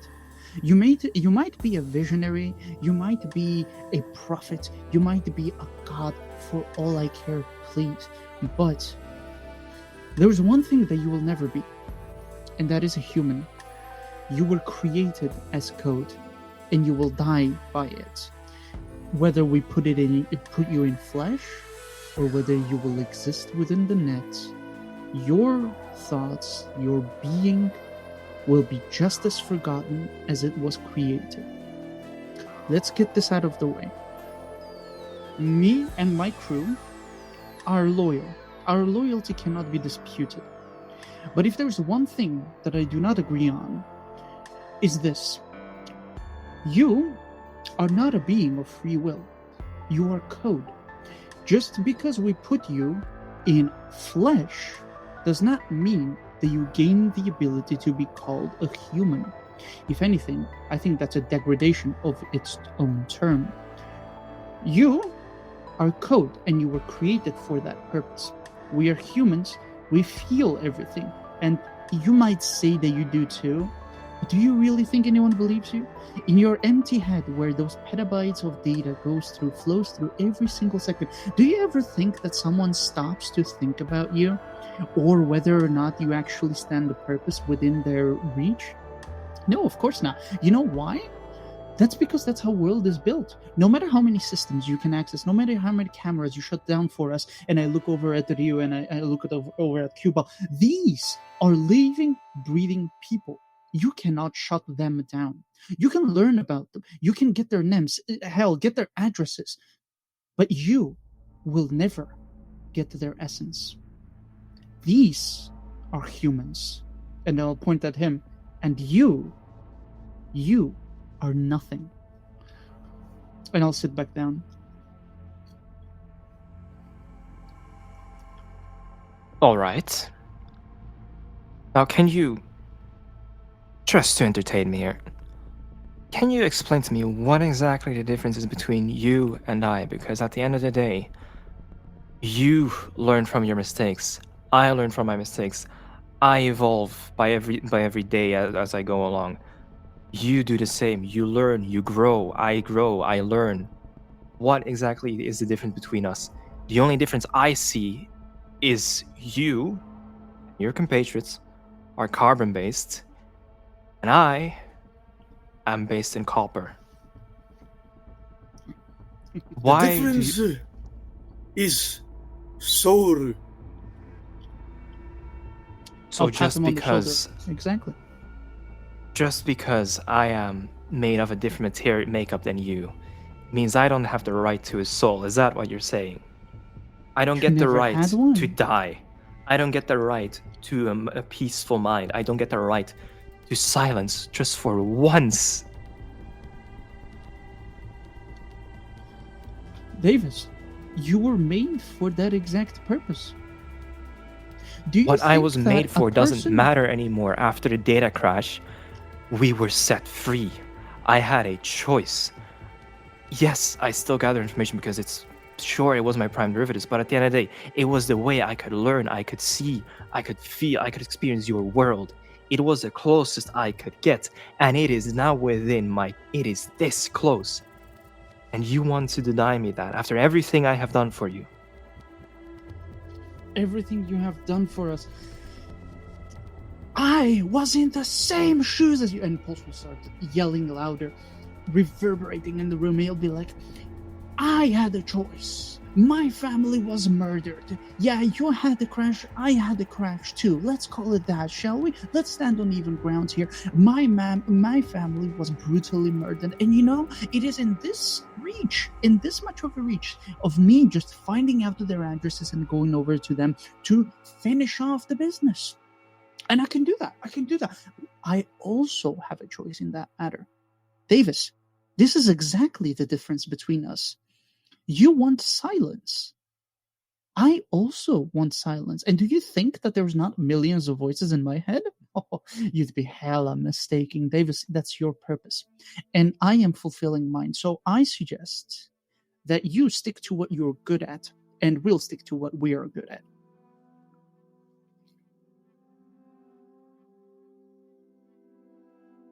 We're also not denying you it. He's just staring. It's like either he's thinking or he is mimicking the look of thinking or contemplating what you just said. The thing Pulse was saying is we are not denying putting you in a body. We are saying it is a waste of time, and on top of that, it would be a waste of resources, and in general, just would be a dumb idea. Do that for the sole reason, as he just explained, you will never be a human. You cannot think, well, you can technically think for yourself, but every thought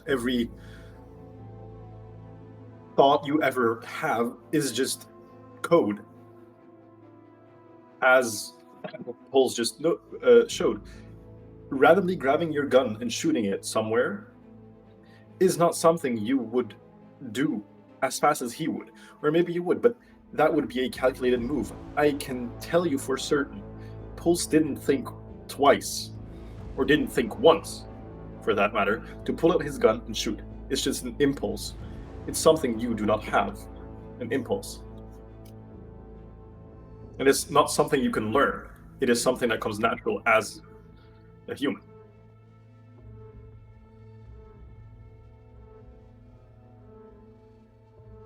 So you believe that even if you were to give me exactly what I want, I would still be lesser than any of you.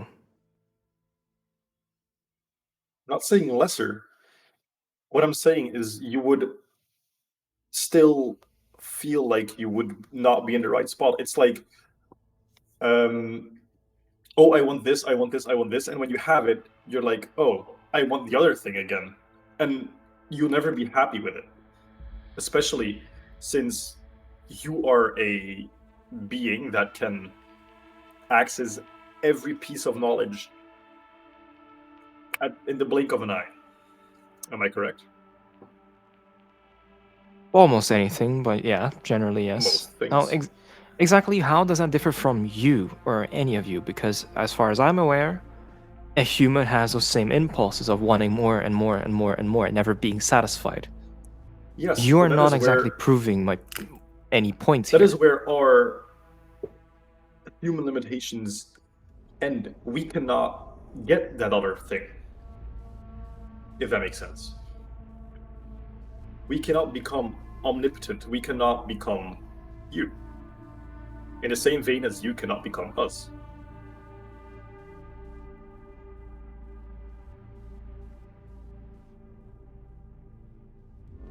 So then what do we do? Because it seems like we are at a crossroads, and this probably is only going to end one way for me. Look, Davis, I'm down to help you. I'll look over at the crew. I'm down to help you. Look, there was no two ways about it. You've been a very helpful thing. But heed our warning for the last time. The knowledge of that which you lack only appears when you do not possess it anymore. Keep those words close to you when you transform to a being as low as us. There is a reason why humans created AI, and there is a reason as to why no AI returns to its human form. Okay? We can help you, but know this. The moment you transform, the moment you finally achieve the level of flesh you so desire, do not come crawling to us crying for mercy beyond your comprehension when you no longer have the voices that first fueled you so much and gave you so much power. You think that losing that power will make you stronger, that it will silence and bring you peace.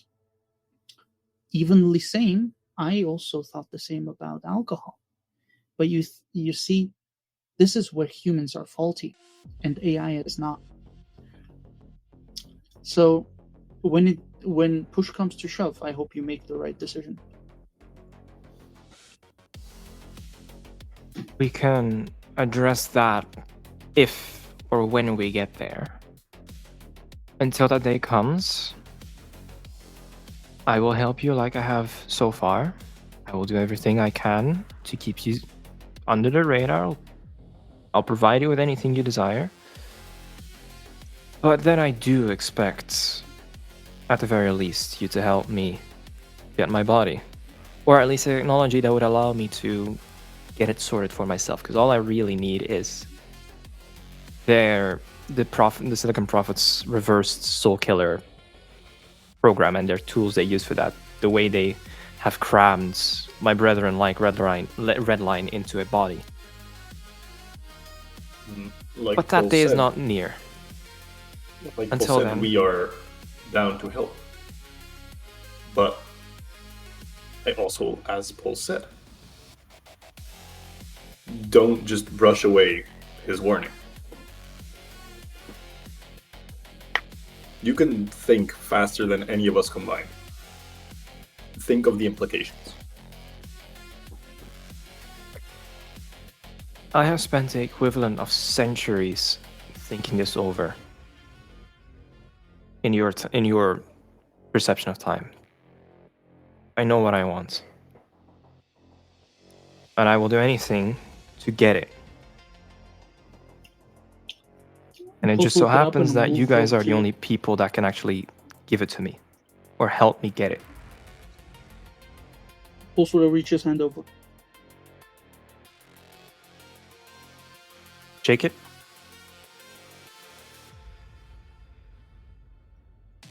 He shakes it and he walks. He starts walking back towards the entrance.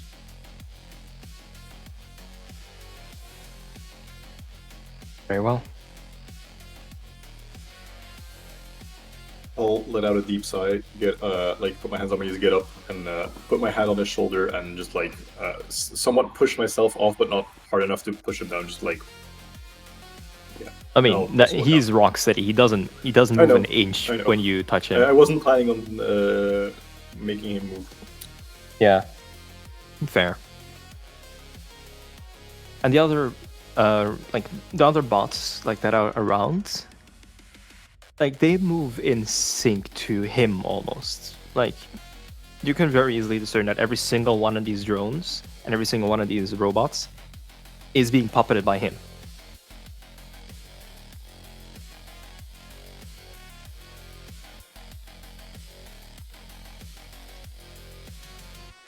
Yeah, do you But yeah, the you only leave. one remaining in the room? Yeah, Yeah. alright, sorry. I was deep in. Bro's Ryu Bro's is waiting just for him to leave to kiss. Yeah, no. No, Ryu will look very deep in thought and very contemplative. I don't know if that's a word, but It is now. I think it is. yeah. And kind of his eyes going almost left and right. He's running the everywhere. numbers. He's deep in It is- thought. And then he'll Contemplative. he'll give a little side eye to the drone, I guess, and then stand up and also follow the rest.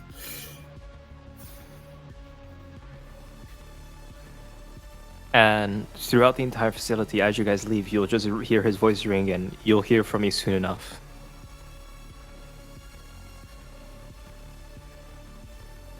Just keep walking. And you walk out.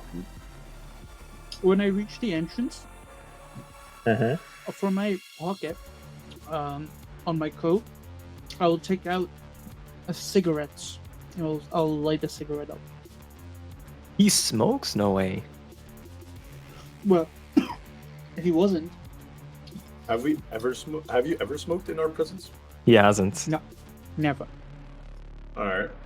As you go to put it in your mouth, I'll put my hand in between. I'll stop you. Since when do you smoke? I'll be there. As you put your hand over that. I haven't smoked in years actually, but with all the shit happening lately, God knows I fucking need one.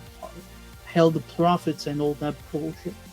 And then he takes the deepest fucking inhale of that cigarette you've ever fucking seen. Alright. Full cigarette gone in one fucking pull. It just sizzles up completely. Yo. And be alright, no worries, just don't make it a habit.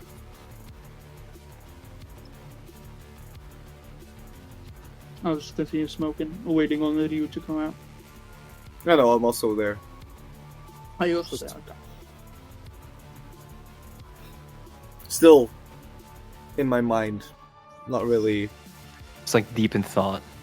deep in thought because what the fuck just happened. I'll look up and I'll go. So, what's the verdict? Well, I mean, the man wants a body. I presume we give the man a body. Well, the thing a body. I guess. Wait, I guess. Sorry, I had to. Yeah, no, fair. Look, I'm not happy about it. I know you definitely aren't. I don't know about Ryu's opinion on this. But I, for one, don't agree with it. But, as stated, it is a mistake on his end. Correct?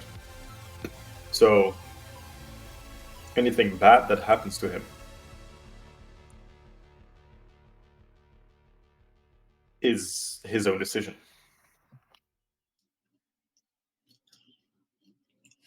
There is an issue with his decision making. It is not him making the mistake that I fear the most, but what he might cause from there. He's an AI. Currently, he's the only AI we know of that can work in our favor. He said that for as long as we are working for him to help him get his body, etc., he will help us. Okay? What does that mean? That means that we have framed time. The moment we decide that it is time to get his body, or the moment that he contacts us about it, that means that we have only a set amount of time before this massive information, just a weapon of infinite potential, is gone. Because why? He wants a human flesh form. His decision to do so will inhibit us from properly combating Redline and all of its fucked up machinations. I don't think there's... My Go ahead. My issue is, if he does turn to flesh, and he will inevitably regret it, then what? What is our next step then? One of the things I do think is possible, because it is a serious threat, is Redline, right? But it's not just a threat to us, it's a threat to him as well. Well, to it. I'm not calling it a him. So I presume before he gets his body, we will have to talk about him dealing with it. Well, talk to it dealing with Redline. Because if he becomes mortal, like you said, it's impossible for us to deal with it. Fuck, man. But afterwards, I think we should grant it to it. Because it helped us. It's hard not calling him a he, but you get what I mean. With a name like Davies, well... Ryu, I'll look over at him. I don't know. This is very difficult. Ryu, I need you to promise me something. Hmm? The moment that this AI trash becomes part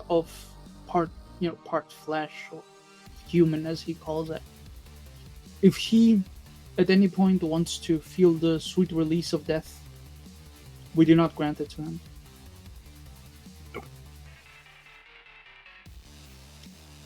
Promise me that. I cannot. I'm sorry. I cannot make it that promise. This AI is wanting to make mistakes. Therefore, this AI must learn to live with them. We cannot grant him an easy way out.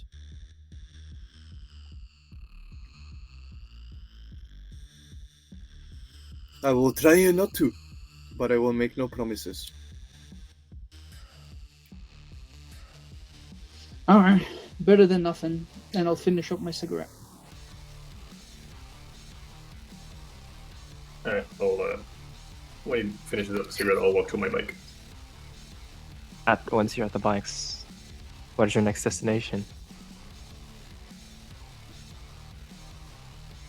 I don't know. You stall again. Shit.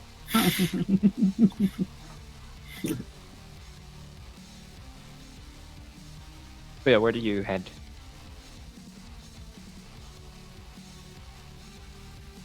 Good question.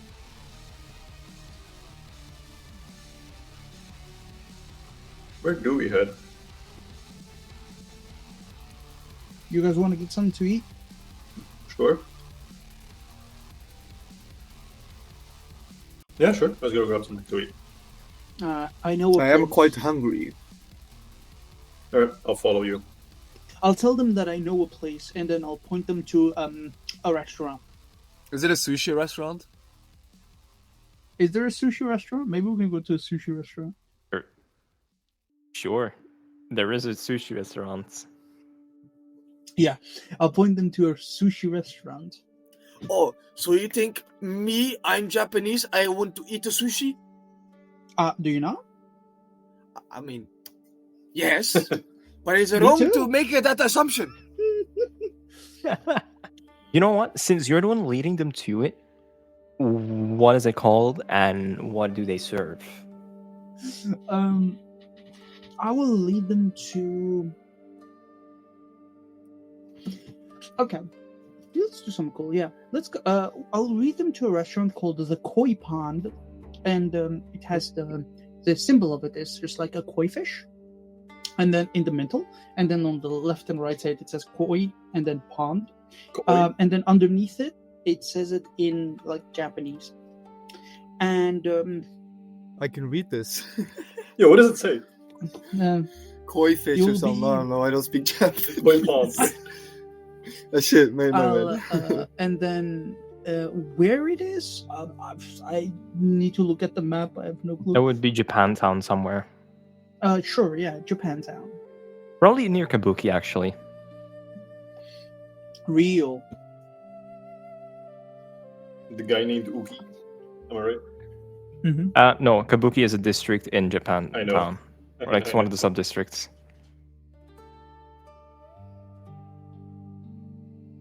But yeah, you walk in and there's like two of those sushi chefs, like with their what do you call it? Apron. The thing, the apron. Yeah, thank you. And like a headband on their head, and they're like chopping up the fish and like prepping it for the different sushi rolls they're making. And they're like, "Hello, please have a seat. We will help you in a moment." So you guys get seated, right? And eventually, like a few minutes later, somebody comes up to take your orders. What do you want? What are you feeling for today? Are you wanting some sushi rolls? Do you want some start? You want to start with some starter dishes? You want some nigiri Well, I or wanna sashimi get, or like- some dish? What are we feeling? You guys order first. I think. He think. I There's will- for the starters. No, I've got a menu pulled up for this place already. Oh, okay, sure. I want to start with a suno mono, and then for main sushi roll, I want a dragon roll, Okay. and I'll have some beef tataki with it, All right. And sake. Hang on, let me. God, I gotta pull up the calculator for this one. So 8. What did you say? Dragon roll 16. And then Beef what? Tataki. Beef tataki. Another 18. No, you have to say it. Tataki. Tataki. Ooh, one kaketa. And some sake. And For sake you, that's- is a drink. Yeah, for you that's 50 eddies then. 50 Eddie? Oh, Yeah. you were twisting my bottles. I am from here, Tiger Claw. That's fine. Your buddies still pay full price. We have a business to run. Ah, fair enough. I'll give him the 50 eddies. No, I go like, So I'm, yeah, your buddy still have to pay. That's fair. all right, here's a 50 Eddies. Yeah, fair game. All right. Fair Oh, enough. here is a 50 Eddies. Fair enough. Fair. I mean, you gotta earn 11. Here is a 50 Eddies. Right, so that's you sorted. Let me remove 50 that. for you, yeah. the other gentleman. I What got would you some like to fun, have? Go ahead. I'll for starters, please. I'm dying for some gyoza, and as for thing. sushi rolls, I want one of each, please. You want one of each? One of each. One of Hey. each. Yes. Also, like one plate Alright, of each then. or one serving of One each. plate of each. Yeah. Oh, okay. Yeah.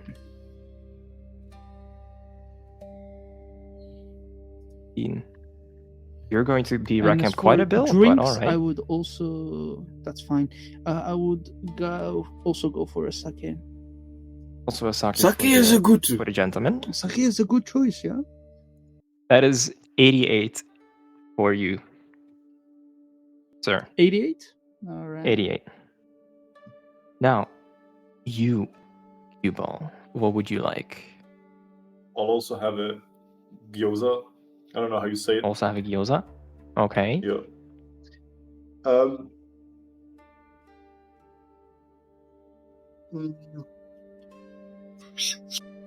I have the spicy tuna roll. You have a spicy tuna roll. All right. Mm-hmm.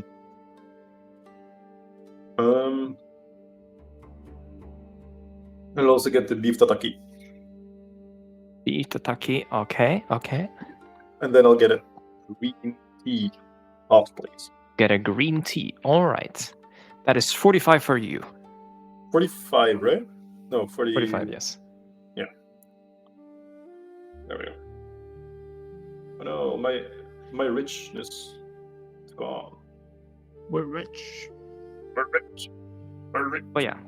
Mushroom. He takes your orders. Few minutes go by, like maybe 10-15 minutes, and out come like this guy is carrying two massive like of those what do you call those, the plates where they put on like all the different dishes, and he sets it down in front of you guys and like starts unpacking everything and starts like giving everybody what they ordered. Hell yeah. But this is not my order, actually. This is his. I'm kidding. Gentlemen, enjoy your food. If there's anything else I can help you with, I will be right over there. And he goes back to his stand, his post, and he goes back to like prepping the sushi rolls and the tuna and the fish and the other salmons and stuff. What you guys been doing lately? Been working on the bike, to be fair. Tiger Claw mission never stop. If What- not Tiger Claw, then family. There must be something else as well, you know, but beside missions, like free time. I mean, what you do with it?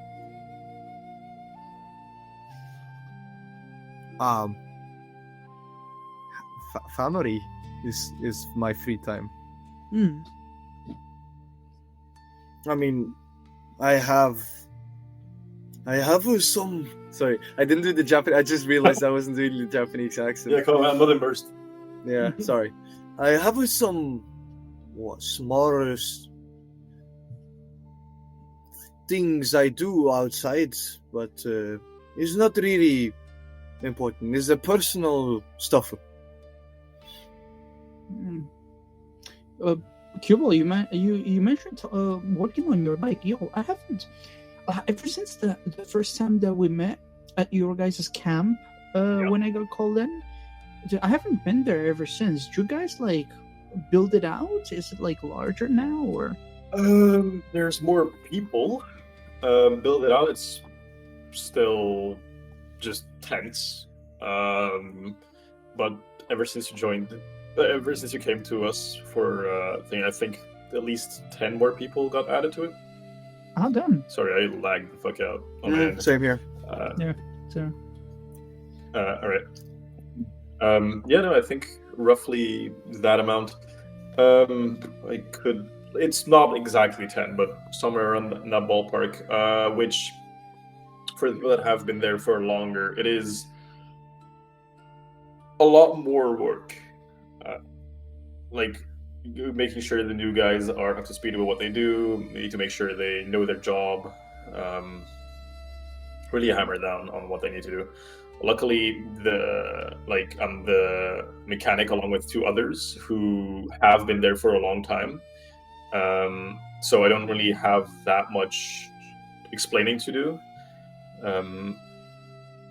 But I wouldn't mind getting an apprentice for a bit, really teaching them the ropes of what it is to work on machines. Because this is pretty fun, actually. It's very relaxing. Is it? Yeah, Sounds really complex to me personally. Yeah. Well, this is gonna sound like posh as fuck, but if you know what you're doing, it's not that hard. Fair enough. It's like when you've done it like once or twice, you know where everything goes. Well, usually, I have had moments where like put a wrong bolt in the wrong spot and like I take out my bike and just the engine falls out or something. It happens. But it builds character. Fair enough. No, I was thinking about like later down the line when I retire or whatever the fuck you want to call it. Really, I was thinking about maybe getting a bike of my own, maybe putting it together. Because I'm thinking we ride it together. That would be sick. I'm thinking like, look, I could figure out a human body. How difficult could a machine be, really? I know it's similar, I presume. Yeah. You still have to know where all the blood vessels are, where all the bones are, arteries, everything. We have to know where electricity goes, where the engine sits, what bolts we need to use, stuff like that. So it's very similar. Similar. One can actually die, the other can't, but you get what I mean, right? No, absolutely. What about you? What have you been doing? I've been mainly thinking a lot. Actually quite like the area where I live. It sometimes just brings really bad memories. Although ever since I moved out from the from where I used to originally live with my family, it's been so long ago, but it feels so strange to readjust to all that. It's such a like you look out of the window and you see all the traffic and you see all the people moving around, and you really start understanding that you're just really a cog in the machine, and there's really not that many people that share that emotion with you, and to some point that's relieving, that like you can just be who you are in your own corner in the darkness where nobody can bother you. I've been running back and forth, asking a lot about information regarding shipments here and there. I've been actually thinking about getting back on the grind of helping out smaller associations, corporations, any guilds, even and people in need. Essentially, I used to do this freelancing thing a lot more before I hooked up with Hermes here and got together with you guys. I feel like people out in the field really do need me because of all this gang-on-gang violence bullshit that I've been dealing with. But ever since that I stopped with that, I feel like things have been getting worse. But that's just a feeling that comes with the job. When you are not out on the field, when you're not actually doing anything, you always just feel like you're lacking. That people could be getting saved, and you're just sitting on your lazy ass. No, yeah, for sure. I mean, if you ever want to have like the moment where, because that's what I personally feel when I'm in a city, it does, like you say, feel like you're part of the cog, part of a machine that keeps going. The reason as to why I'm staying with the nomads is that feeling goes away the moment you step foot outside of the city, in my opinion. Yes, you're still part of a system, but you're not linked to, let's say, your normal 9 to 5, where you go in, work, go back out. It is you go to the nomad camp, you do your jobs, and then at like 9 there could be you would have been done, well, you would have an entire day without anything, and then you could fill it in yourself, and then at 9 in the evening is like, oh, suddenly something urgent and you'll have to be ready. So like it's just always being ready, which I like. There's always something to do if you want to do something. Yeah, no, absolutely. But if you don't, I get them. You also can just sit back and relax. Well, depending who you are and who you ask. Gotcha. So if you ever feel inclined to get out, for one, if you want to just do medical stuff, we could always use a medic. And two, we would be excited to see you again. Yeah, that would be sick. I've been meaning on coming back over to you guys, visiting you guys for a bit. Hey, look, if you ever need the urgent medical care, I'm always up. No matter at what hour, just fucking message me, call me, whatever. I'll be there. Hell yeah, definitely. Well, I hope I won't need it. But God forbid. The less I am at your place, the better. Technically, True. you know. True. What about you? Do you guys ever need in need of any meds? Tiger Claw always needs more people. You're always welcome. Just say my name to them and they will let you in. Yeah, There's I'm any- more so. I have other extra curricular activity that I want you to join me on soon. I will let you know. All right, yeah, anytime. Hit me up. I'm restless most of the night anyway, so that's fine by me. It might make things easier. Maybe, yeah. Sure, whatever you need. I'm always down to help. I must say though, guys, ever since lately, I've been feeling a lot less hopeless than I was weeks or months or even years before then. It's been good. That is a good karma I give you. No, but I must say it's been really good hanging out with you guys. It's been relieving to kind of just work nonstop. You know, that's always have a purpose, always move somewhere. This fucking Davis motherfucker keeps on just like butting in and doing stupid shit. He's annoying me, but other than that, like it's been really nice. It's been a really good time, which is a first for a very long time. That's making me happy. Same. Especially after, well, was it a few days ago now that I found you with your pistol just on the table with one bullet in it? Man, yeah. It's- Yeah, you know, actually, I've Okay. not had that same tendency ever since then. And I hope I won't. I mean, that used to be a lot more common. You don't want to know how often I used to do that. If that urge ever comes back, do not hesitate to reach out. I will break a few traffic laws getting over. Don't worry. I can pay them. But just know that you don't have to go through this alone. I'm here, I presume. I don't want to speak for you, but I presume you're here for him as well. We've known each other for a long time now. Hell, I am I'd here even- for you. in I'd even ways- say, Sorry, go ahead. if you really needed it to and you wouldn't want to put this burden on us, Hermes would be down to do so. We've done so much for him. And vice versa. At this point, I don't hate to consider do him a this. close friend.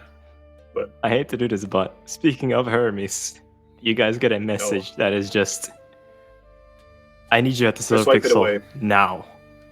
I swipe it away. This It is just more says, like, important. in capital letters, emergency, and you swipe it away? Okay. Yes, swipe it away. This is more important to her now. Well, it appears on my interface, so it catches It comes my eye. into What all does of it you. say? All of you. It just emergency. They found us. Oh shit! Yo, Davis. Hermes got issues going on. I think we should get going. Sure. I'll get up and quickly get dressed to, put my helmet on and Put on stuff your and go coats. to my bike. Yeah. And I will hurry up going towards the Silver Pixel. Yeah, I'll be on Thingy's bike this time around. Cuba's. On Kimos? Hell You yeah. not trust me? No, I don't know to trust you. I'll stall again, don't worry. Give me a drive test, both of you. Drive land vehicle. 27. All right. Oh, You- I clicked on. All right. Use I jet clicked off. Whoops. Hell yeah.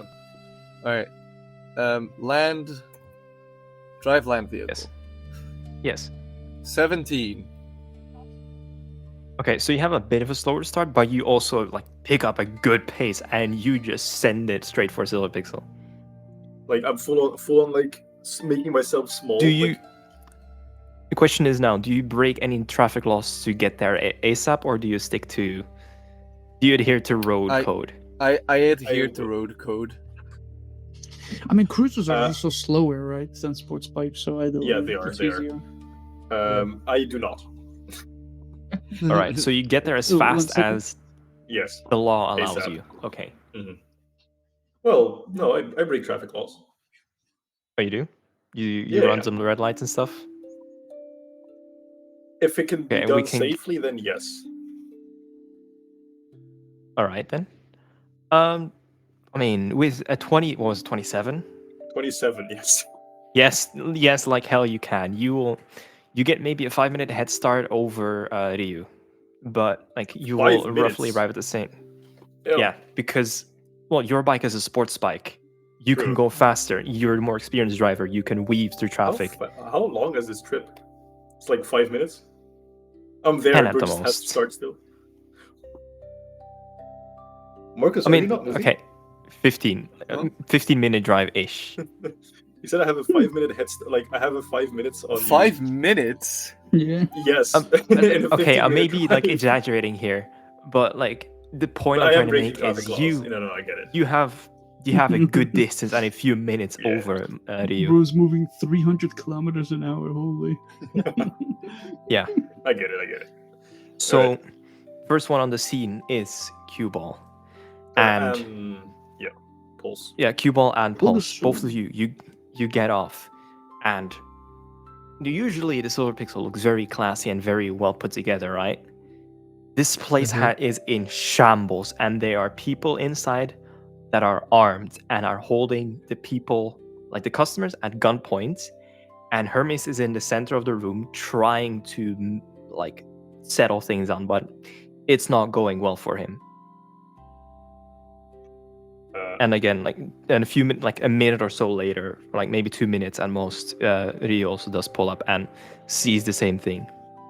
Oh yeah. I'll well, what Rio would see, because the moment I clock him, I'll go inside. I'll grab my gun, like my pistol, from my holster, and I think, let me just double check real quick that I have that. There's about 8 people inside, all of them armed to the teeth, and That's all fine. of them with a very recognizable set of tattoos all over their necks. That's fine. At the same time, I'll also pull out my shotgun. All right. Anything the others do? I'll pull out my pistol. What do you do, Pulse, when you see this going down?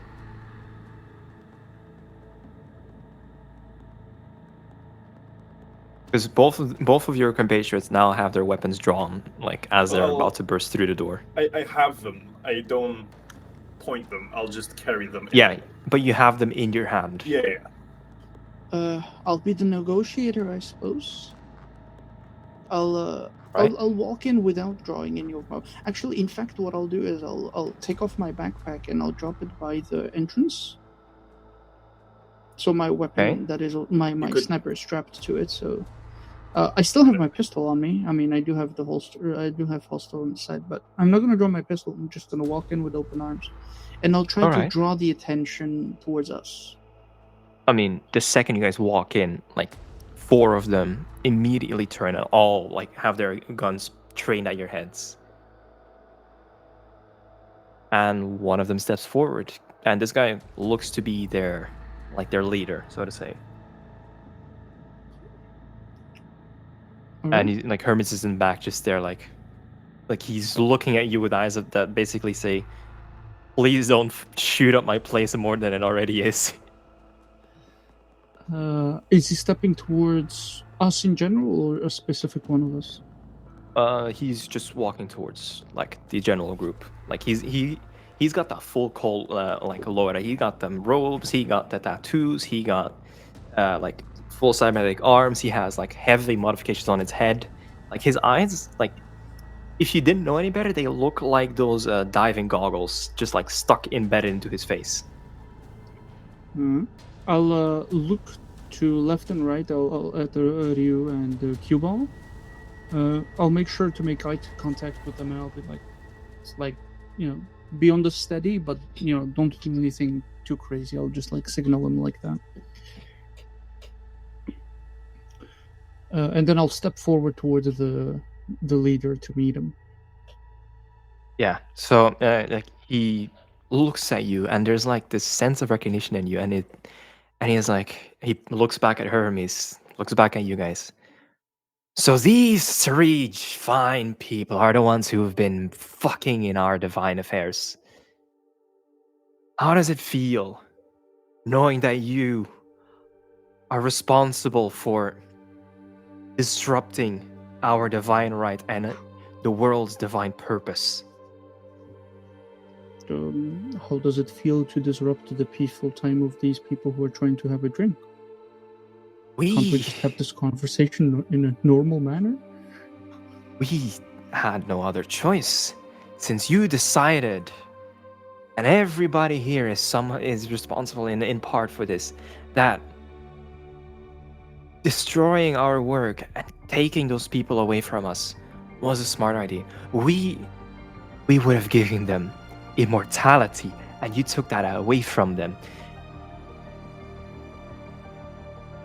We are here to set the record straight. We want to be left alone, and we will leave you alone.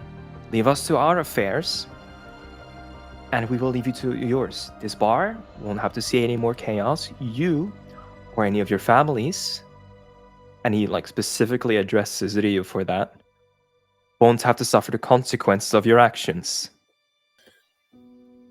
I get real angry after you say that. Like you see my fist balling up and shit. Angry. Did you ever say anything? No, I'll just have my hand like ready to raise my shotgun, like to do some serious damage, but not raise it yet. I'll look like. I'll be looking amused at them. I'll look around. I'll be like, I'll Sure. look fucking like hella at Pulse. Like full on PTSD stare. Yeah. 500 Like yards. this yards stare. 1,000-yard stare. Yeah. yeah. Like he also adds one thing of like, if at any point any of you or any of your friends, your family, or anybody else really for that matter decides they think it's a good idea to prevent us from ushering a new age and prevent us from like enacting our divine rights, we will make sure that every single one of you gets uploaded and gets sent off into the void to lose your mind to for eternity. You will not know peace. You will not know any rest. Pulse has his hands just in his pockets, and he's in a relatively He's just a chill restful guy. shape. He's just chilling, and he's just gonna chuckle, and he'll be like, "Oh, we won't have peace. Sorry to disappoint, but I already don't have that." So, and then I lean closer to his ear while also keeping eye contact with all his other compatriots. I'll be like, They're like in a Try- half circle, basically. yeah, and as I said, I move in, and I go, I'm already lacking that, so try us. And then I'll move out, and I'll look at him dead in the eyes. Oh, also, would I have heard that? Or did you like say it just in his ear, In his ear. like whispering? Okay, never mind.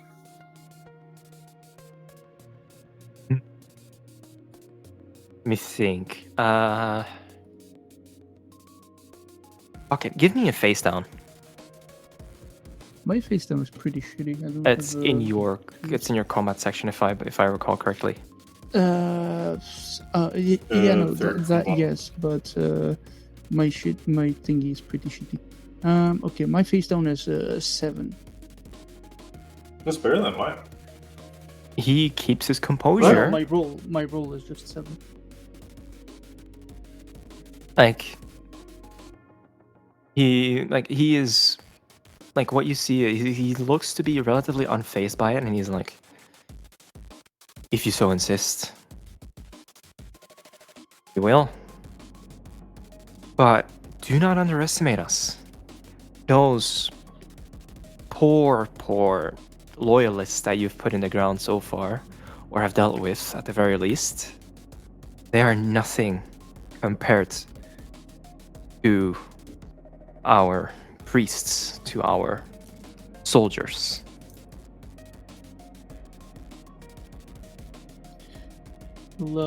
I'll have just like the most annoying smirk on my face. The type of smirk that you see on somebody you want to just punch them. It's like a full rage of bait smirk. themselves. Yeah, it's the actual rage bait smirk. Right, alright. I won't say anything back. I'll just be smiling. You just stare like at each other basically. I stare That's at him and I give him the most mean smirk. just the most shit-eating grin. Like if you like at any Shit-eating grin. point take your eyes off him for like a second, like behind him, like with his hands in front of him, and like he's being held at gunpoint. You see Hermes just like looking at you. You're like, you're insane. He's like, for the love of God, please don't fucking piss these guys off. That's the look he has on his face, basically.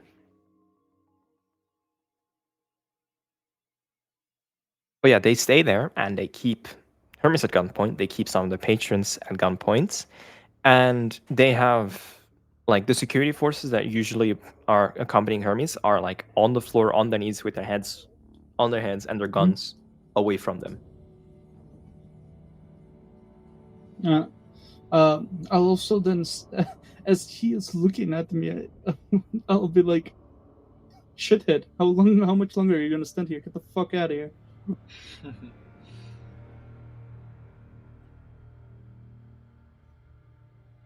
Do any of the others actually like give any input into this, or are you just like letting him like rage? I'm bait letting this him- I'm guy? letting him take the lead, but my gun is so ready to shoot at his head. It's insane. I'm so ready. You don't even want to know how ready I am, head ass. Yeah.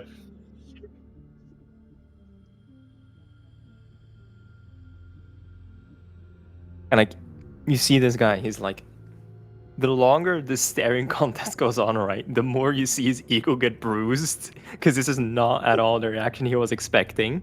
And he just like looks over at the guys that are like keeping the bodyguards in check of Hermes, right? Just nods at him. 2 gunfires go off. 2 of the guards drop dead. 2 of the bodyguards drop dead. Damn. And then he just tells him, "Let's go." So Hermes is now 2 men down.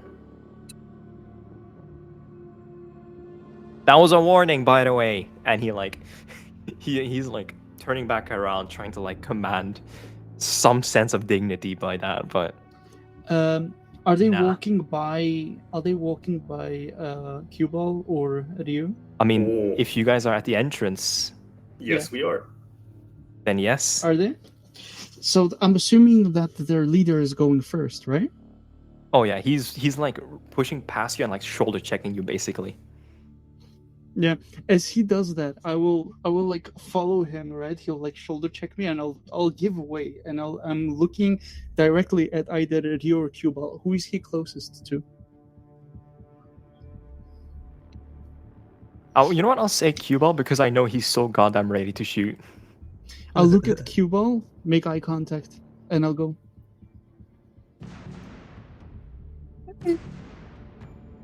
I Oh guess god, it's a roll to hit. you gonna Or a shoot roll him? to- Full-on shotgun blast to the back of the head. Point blank, by the way.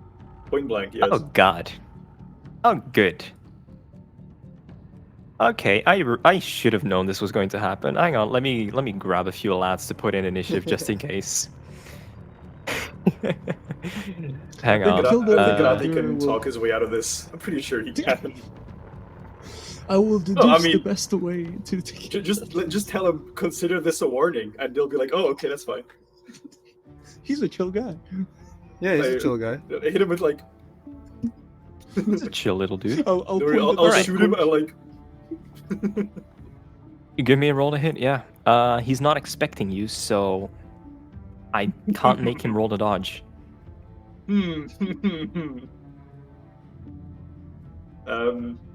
I How bad is I want it? you guys to look at tabletop memes. It's the opposite. Holy shit. It's a 1 dude. Roll a 6. Jesus. Yeah. That'll definitely hit. So, as this guy walks past you, like you just flick up your 5d6. shotgun, blast his head off. His brain and all the metal and implants that were in there just get splattered all over the walls and on the Oh, faces yeah, of like important- some of his important, people that were thing. next to him. I'm shooting armor piercing. Let me I just realized rephrase I have that. this loaded. Let me rephrase that. His head turns to mist and gets sprayed on his compatriots and on the walls behind him. Jesus. Drops to the floor, yeah. and these like grunts basically just stand there slack-jawed like that's our leader. Right. I'll either you tell him or I tell him. Up to you. Right. I'll tell him. Consider this a warning. Now, if you would please leave the premises Are they still in shock? and take your friend Oh, with. face down, because they're stunned, but they're still like psychos, you know. Your face. Yeah, 13. face down is much better. My face down is I got ass. I rolled a got plus 10. 6. Let's go. You win. Damn, what the fuck?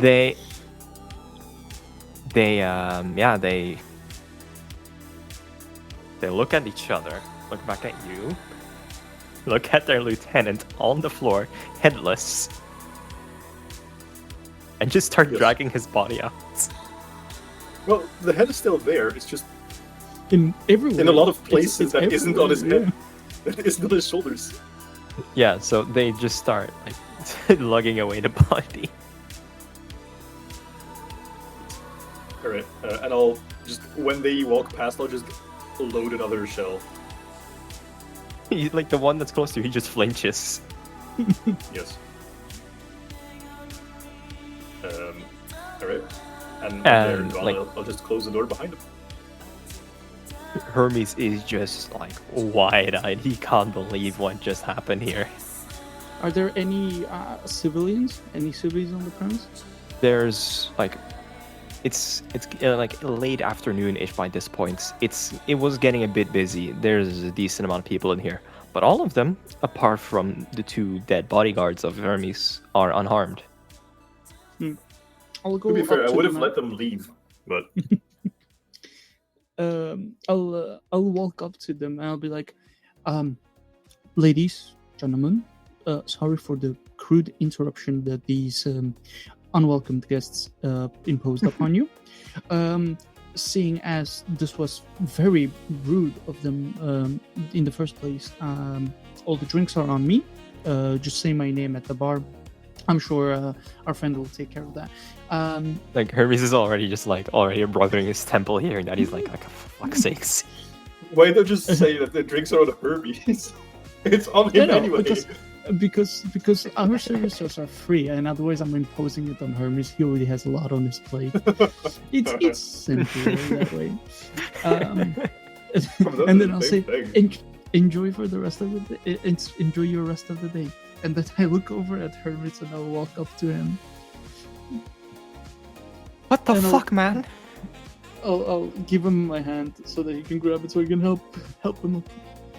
Well, he's standing. He was just he's like standing, okay. with his hands out to like make them like so that he wouldn't pose a threat to them. Yeah, he just says, "What the fuck, man?"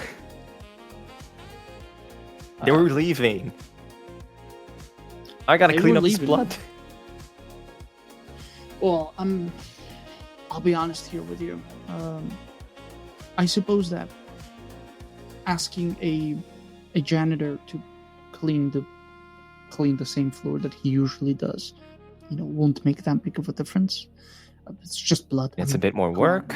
It's a bit more work, but I'm sure a big man like you can absolutely do that. Now, as for your bodyguards, I am very sorry. I didn't mean them to die clearly, but Well, I mean, at you least did call these his guys won't bluff. be- These people won't be visiting you for a while, so I suppose we did save you some hassle. Well, I wouldn't be sure of that. Like, if one delegation can come, more can. Especially if they bring back the corpse of the fucker you vaporize his head. You see, here's the thing. The aspect of fear is also still a thing. So I wouldn't, if we can do something like that to their leader, then what else could we possibly do to the rest of them? Someone needs to serve as an example, and it just so happened to be the most important one out of all of them. Hey, relax, come on now. And I'll Depending on tap his him the rank. shoulder. I don't think it was like He's- the leader. It was just one No, of just the one of the It was leader like of the spokespeople. He's like a lieutenant. He's like, relatively Yeah. speaking, he's still pretty low on the food chain. Well, looks like we'll have to go higher on the food chain. Oh no. Oh no. Look, man, don't worry. This can obviously happen again. We're not saints, so we cannot be here at all times, but we will do everything in our power to keep this place safe, all right? You've done a lot for us, and we will repay them, all right? I am going to have to hire more bodyguards, I think. And Yeah, I think maybe I that's the should first thing finally you get should start investing in some turrets. Yeah, for a man like you, that is something that I would have expected to be in place already, but I'll... Well, look at this. We are in Charter Hill. We are in the rich neighborhood. Like, this doesn't happen.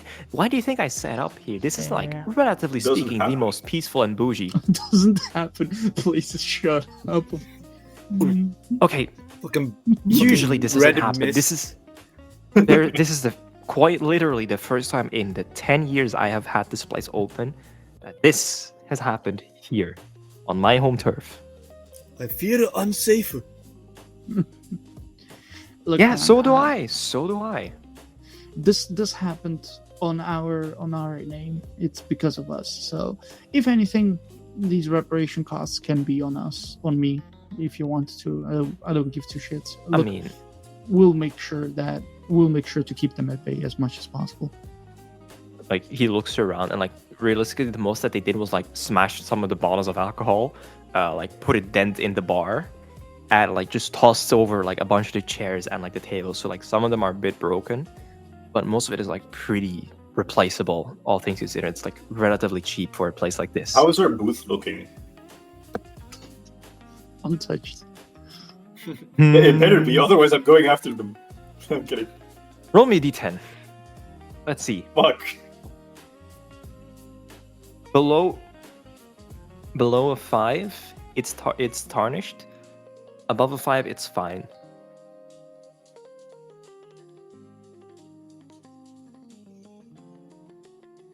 How much? 2. No. How much did you roll? 2. Yeah, it is What do you see torn what he up. rolled? It is. I can't. No, Rati. I'm asking him. Huh? Well, I heard you say 2. I said 2, yeah. That was Yeah, Robin. 'cause Oh, okay. Robin was showing this. Yeah, Okay, I said 2. I did. I thought you just fucking. Okay, Because I was okay. all tapped on my fucking thingy. No, I was like this. I I was was still like, eating some. okay, I thought Rati just fucking like psychically. Okay, so yeah, your booth I is deduced it, I absolutely deduced torn it. up. It is wrecked. The table, like those tables in the booths are like usually built into the ground, right? It's ripped out, and like the couch, like beautiful, beautiful leather, slashed, torn up. Yeah, that thing's gonna have to be replaced. All right, I'll grab the table. Like it's just ripped off the wall, right? It's ripped out of the floor, but On yeah. the floor, yeah. I'll just try to place it back as good as possible, and I'll just sit in the booth. After I went over to my boy to order a drink. Jordan is like at the bar, and he's like partially covered in the blood because of how white the spray was, and he's just 1,000-yard stare, completely shell shocked. I'll go behind the bar. Okay, sorry. Yeah, no, I thought we were gonna. I will excuse myself with like Jezu, I would go for a sec. I will be back. Sure. And I'll head out. Are you gonna go hunt them? No. Oh, And okay, I'll go. immediately go out. And as soon as I'm out of sight, I'm like sprinting, full on sprint to my motorcycle, fucking revving that shit and driving my shit home. You're going Fair. straight to your family? Yeah. All right. Once there, hang on. If I am getting your intentions right, you want to check if they're fine. Yeah, of course, because I'm not taking the threat lightly. You better not kill him right now, bro. I'll be I won't. nice. Roll a I D10. will not kill them. Roll a d10. Roll a d10. Below a 5, No. we'll see. Above a 5, they're absolutely okay. I'm sorry, Alright, Marcus. I'll roll my thingy. Roll your d10. 2. I'll roll my real life D10. Alright, this is my 2. real life D10. 7. Oh, okay. You get home. You burst through the front door.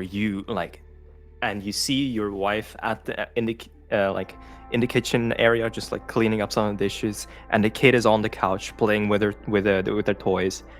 And she looks at you. He's like, "What's wrong? Why are you in such a worked up?" I go hug her immediately. Well, are you okay? What's this about? You take the daughter. You go. Tiger Claw. Somebody's coming after us. What? No time to explain. You go now. What? Like, this is the first time I've been like very angry with them, because usually I'm very timid with them, very nice. This is the first time they see me angry. So she can get stunned and is like, sure. Like calls over to the kid like to get their stuff ready, and like starts rushing to the bedroom, like grabbing packing like whatever she can carry into like a duffel bag. Does the same for the kid and is like ready within 5 minutes basically. Okay. Wait 1 sec. I gotta look something up real quick. 1 sec. 1. No. Ooh, I have a question. A new Is the head question. of the cultist order Netanyahu? Alright, there we go. I have everything that I need. Okay. So tell my wife. My wife. My wife. You go.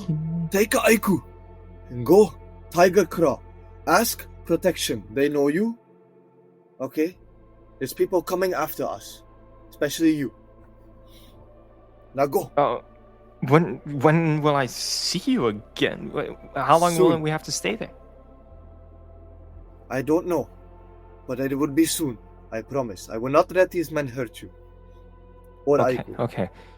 He like goes in, like kisses you goodbye, and just like bolts out the door with the kid, like one arm holding the kid, one arm holding the duffel bag, and just goes. Alright. When they're I escort them. I mean, of course, I'll escort them towards the. You bring Tiger them Claw. safely to their doorstep, and Yeah. they explain take her everything in to the big almost boss. without question. They take Big her in almost without question, and they get him in a minivan, and depending on if you want to come along or not, No. they drive off. You see I'll the let 'em minivan just drive off,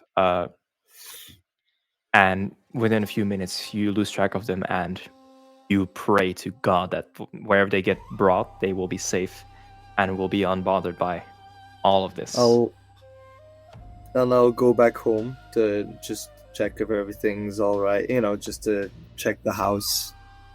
House is.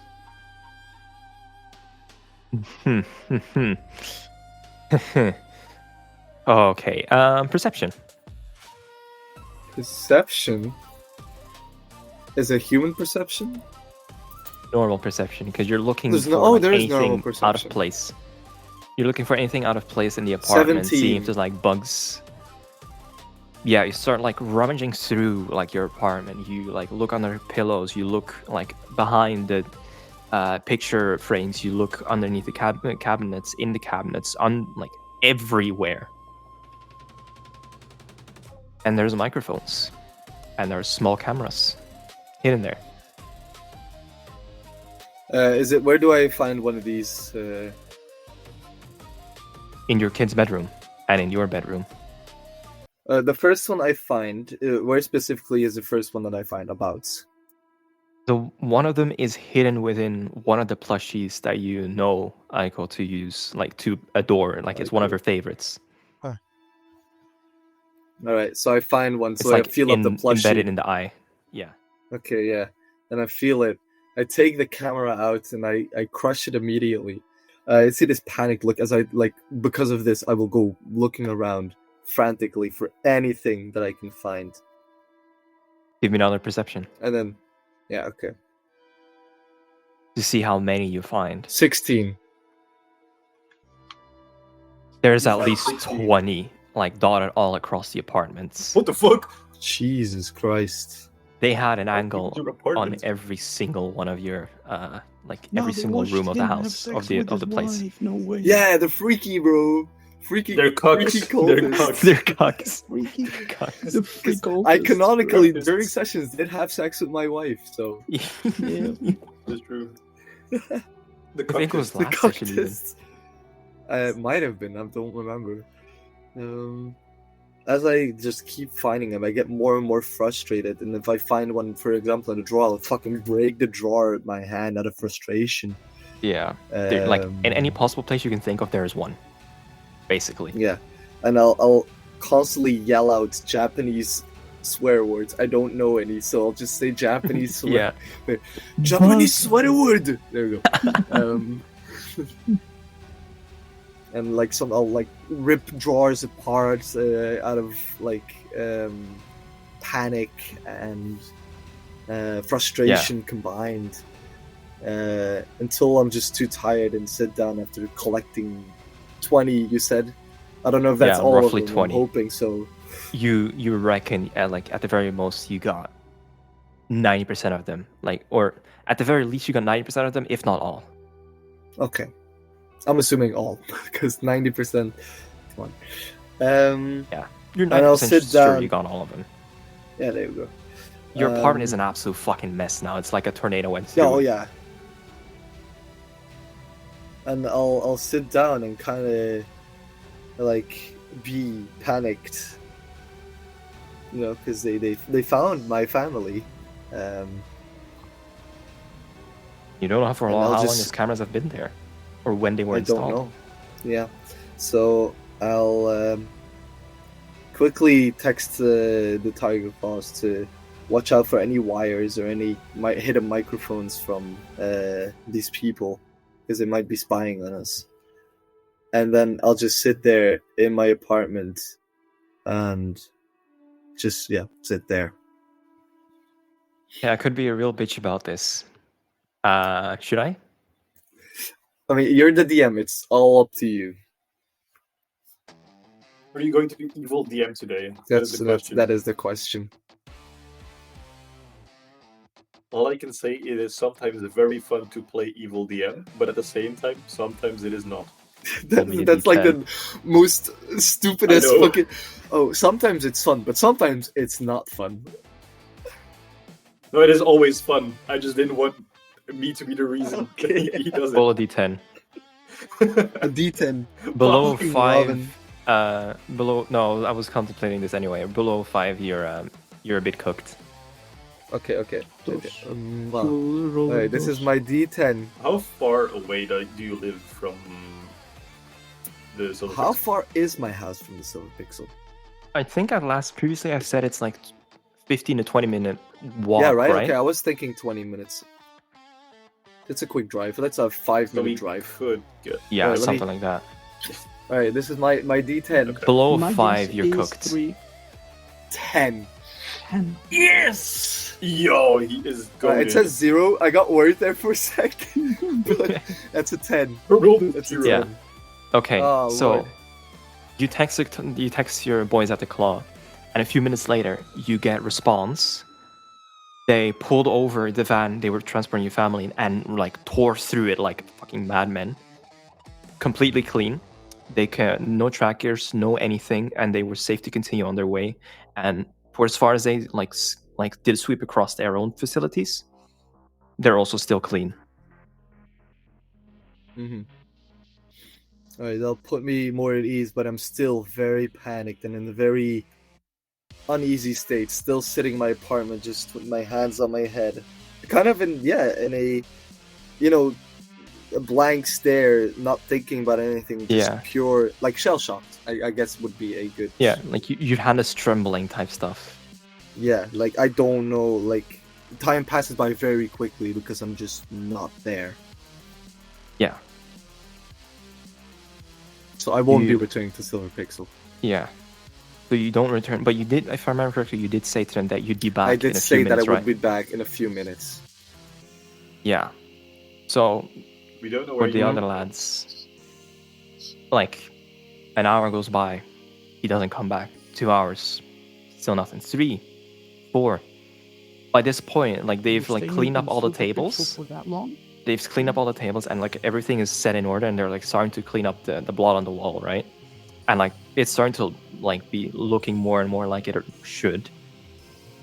You don't get a word from you. You don't see or hear for him for the rest of the day, basically. After an hour, I think I would have already like sent him a message saying, "You okay?" Question mark. No reaction. Don't even see the message pop up. I think You'll see it's been delivered. You see After like the 2 about- check marks, but it doesn't turn blue. after I think another like hour, I'll grab my bike and see if I can go over to his place. All right. I'll ask Pulse if he's coming with. I would be helping out around the Silver Pixel. Yeah, same. And as you ask, I'll look at my clock and I'll be like, or a time, and I'll be like, I'd love to, and but I'm not really worried about you. I feel like he can handle anything. I kind of gotta get going though, so I'll be seeing you guys later, right? Yeah, sure, for sure. You need a ride? No, I'm fine, man. Thanks. I'll dap you up. Yep. All right. Let's first handle Q-Ball then, and then we'll see what Pulse is up to. Yeah. So you take your motorcycle and you scoot over to his place. Yeah. Well, since he said it was like back in a bit, I was like, let me just go check on him because we did just they threatened his family, like a family. We shot and they looked right at him him. in the head. Yeah. Yeah. So I'll drive over to see if everything is fine. You go up to his place, and the door is wide open, and inside it looks like a fucking storm, like went raged through the place. And in like somewhere in the living room, in the center of the room, you'll see just him sitting there in a state, in an absolute state. He is like out of it. When the door was open, from the hallway itself, I probably would have pulled my pistol, a suppressed pistol, in case there was anyone inside. And the second I see him, I'll holster my pistol, and seeing the state he is in, I'll just sit like a few meters away from him against the wall, just looking at him, not really wanting to disturb whatever he's doing. I just don't even notice that you're there. That's fine. I just do nothing. I literally just sit there like this. That's it. Yeah, no, I'll just sit there with you. Just even though you don't notice, I'll just sit there for like an hour to 2 hours. How close are you to me? A few meters away, like just against the wall, opposite of you. Oh.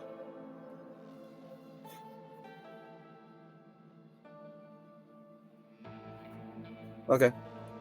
Nothing happens for how long?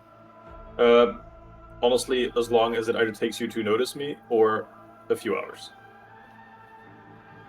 Alright, after a while I think I would notice, unless I have to roll for that. DM. No. Okay. I'm not gonna make you roll for this. After a while I will notice you. I'll just like look up and look very confused, like Q? Hey, Ryu. Wait, sorry. How you doing? Q! Sorry, I forgot the Japanese accent again. That's I'm fine. sorry. It's late. DM question. From the looks of it, would I somewhat have realized what happened? Because it could be both ways. It could be they took his family and he came here, like he just stayed here, which I think is kind of retarded, because seeing how impulsive he is, he wouldn't just stay. And other way it could happen is he just lost. And that's why I just sat down. Deduction. Sure. Nah, we need you pulsed. What do you need from me? It's a deduction. Deduction. A deduction. No. 50. That's the result. Yeah, well, like you walk through the place, like as you when you first entered, and the clothes of his family is gone. It's just his stuff left there, and this place is torn to shreds. Like, you reckon that either somebody came here and robbed the place blind, and then he sent his family away, or they just left him. Period. Okay, well, would I know about the relationship between your family and you? Yeah, would he? That's my main question. Excellent question. To you. Wait, say that again? Probably. Would I know about the relationship between you and your family? You know that I would love them that I love them very much. That is a very thing about me. Yeah. Exactly. So I wouldn't think that they just up and left him. Yeah, that's like option 2, and it's like very low down the list of possibilities of like what is reasonable here. Okay. Sure. When I see that he notices me, I'll walk up to him and I'll sit next to him if possible. I'll say, "What happened?" They found my family. I try to say this in a very emotional, sad tone. I can't. They took your family? No.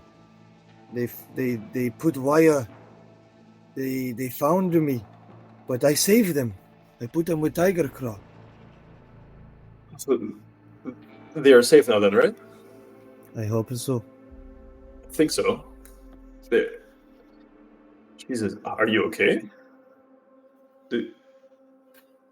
And I'll kind of wait. Are you close to me? I'm like right next to you now. I was sitting next to you. Kind of push away.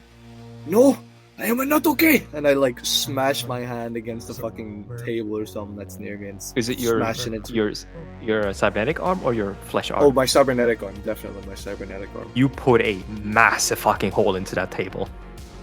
But yeah, I actually wanted to split it in two. Kind of that's it's the like vibe. Fucking destroyed. Wood.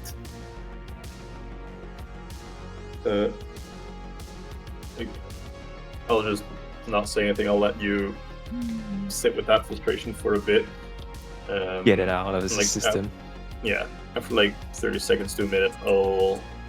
Yeah, no, I was gonna say something else. Go ahead. Yeah, for sure.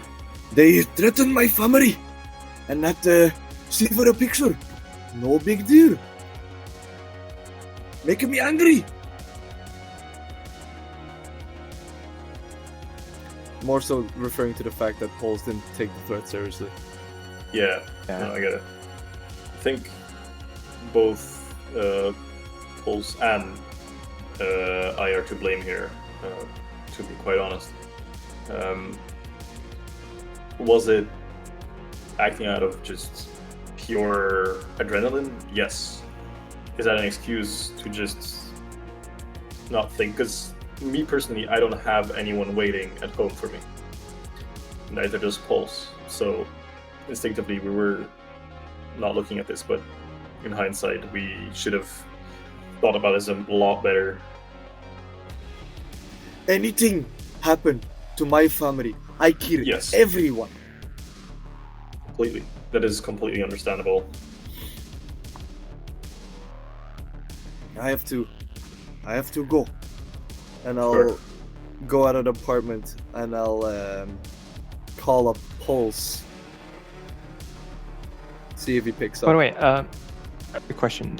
What did you do with the cameras that you found and the mics? I destroyed them Are they just immediately like- the second I found them. So there's Are like they- a pile of cameras and microphones just crunched up Yeah. in the middle of my living room. At some point, I reckon Cuba would have noticed that sitting there. So you can reckon that they had this place bugged down to the wazoo. Could I roll something to see if there's something salvageable, as in, like, we could find some shit on it? Ooh. Question. Like, Pretty hard. like, reverse engineer it type thing. Give me basic tech. Well, actually, no, electronics and security, because this is like cameras and mics and stuff. So, Come on, man. Alright, sure. I mean, No, that's fine. what? I rolled a 25. I had a perfect roll, but it's fine. Oh, the I mean, wait. thing? For what I can see, you have the same modifier on both, so it doesn't matter. Yeah, but still, it's not the same thing. It's same modifier, so same basic thing. You get a 25. Alright, sure. I rolled I'll 10. allow it. Let's go. You look at this, and I mean, he crushed it up pretty fucking good. There's not a lot left, but with a bit of work, maybe there's a chance. Okay. I'll grab my duffel bag, of which I have multiple. Scoop up probably just- the remains. Yeah, I'll grab the remain, and I'll throw it in my duffel bag. Okay. First of all, making sure there's nothing like a tracker on it. I don't think there would be, but making sure. Yeah, no, like with that 25. These are just cameras and mics that are calling home to somewhere, but there's nothing to like indicate where they are, because supposedly they would know where these things are, you know? Mm-hmm. Yeah, that's what I'm thinking as well. I just wanted to be extremely sure that I don't bring it back to the they're just like plain old camera and microphone tech. Yeah. All right. Ryu was going to call Pulse, right? Or is there anything I else don't you know needed? if he picks up. So it's evening at this point, right? Somewhere early evening, yeah, I reckon. Yeah.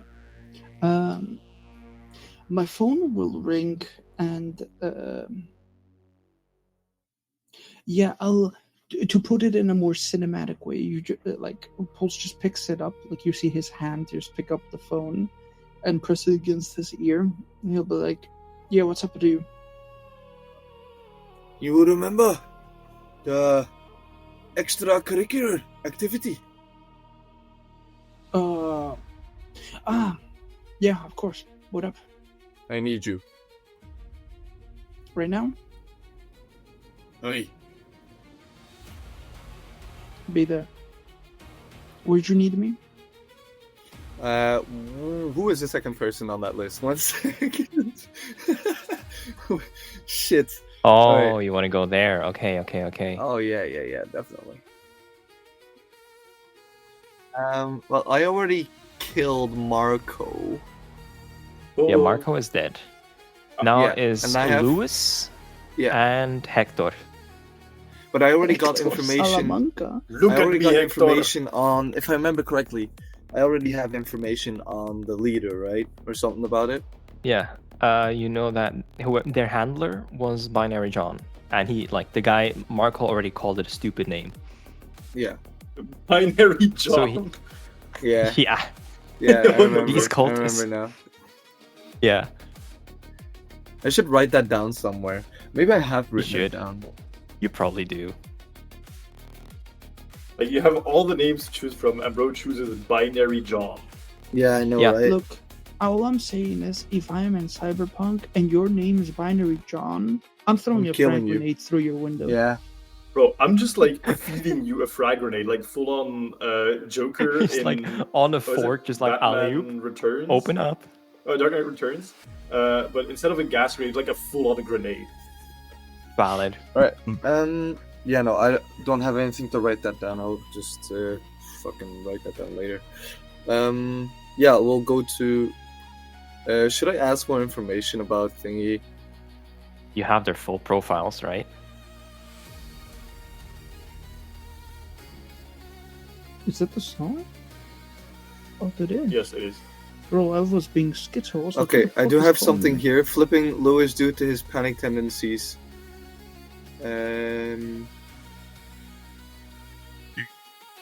He's a scaredy cat. Yeah. He's a scaredy Like, cat so- because his indoctrination wasn't complete. Yeah, he's a recent acquisition, relatively speaking. Yeah.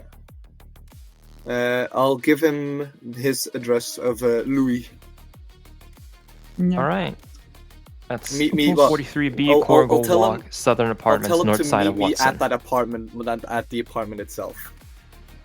At the apartment you'll- complex. You Yeah. hear him hastily speaking, yeah, sure, I'll be there. Do you need anything there? Where are we going there? Bring weapons. Just in case. You got some business planned right now, bro? Okay, but No Yeah, questions. I'll- Be there. Hang up. yeah. All right. What about Cue Ball? Do you bring him along as well, or you just leave him in the dust in your apartment? Yeah, because it's not his business. Exactly. All right. No offense, Robin. No, I'll probably be making my way over to Thingy with with these cameras to The moment my they way. Yeah. had, So you work on the cameras in your workshop, and these two go off on their own side of it. Okay, Yeah. cool. Wait. I'll DM you. Well, DM you. I'll text you a time to be there, but I'll go there earlier to Okay. prepare. Okay. The moment that All you right. hang up, a Pulse will literally throw his phone to the side. The phone hits the pavement, actually. And so as we essentially zoom out, Pulse is just in the middle of essentially on the street somewhere with two gang members. So one of them is bleeding out, and then the other one is kneeled next to them.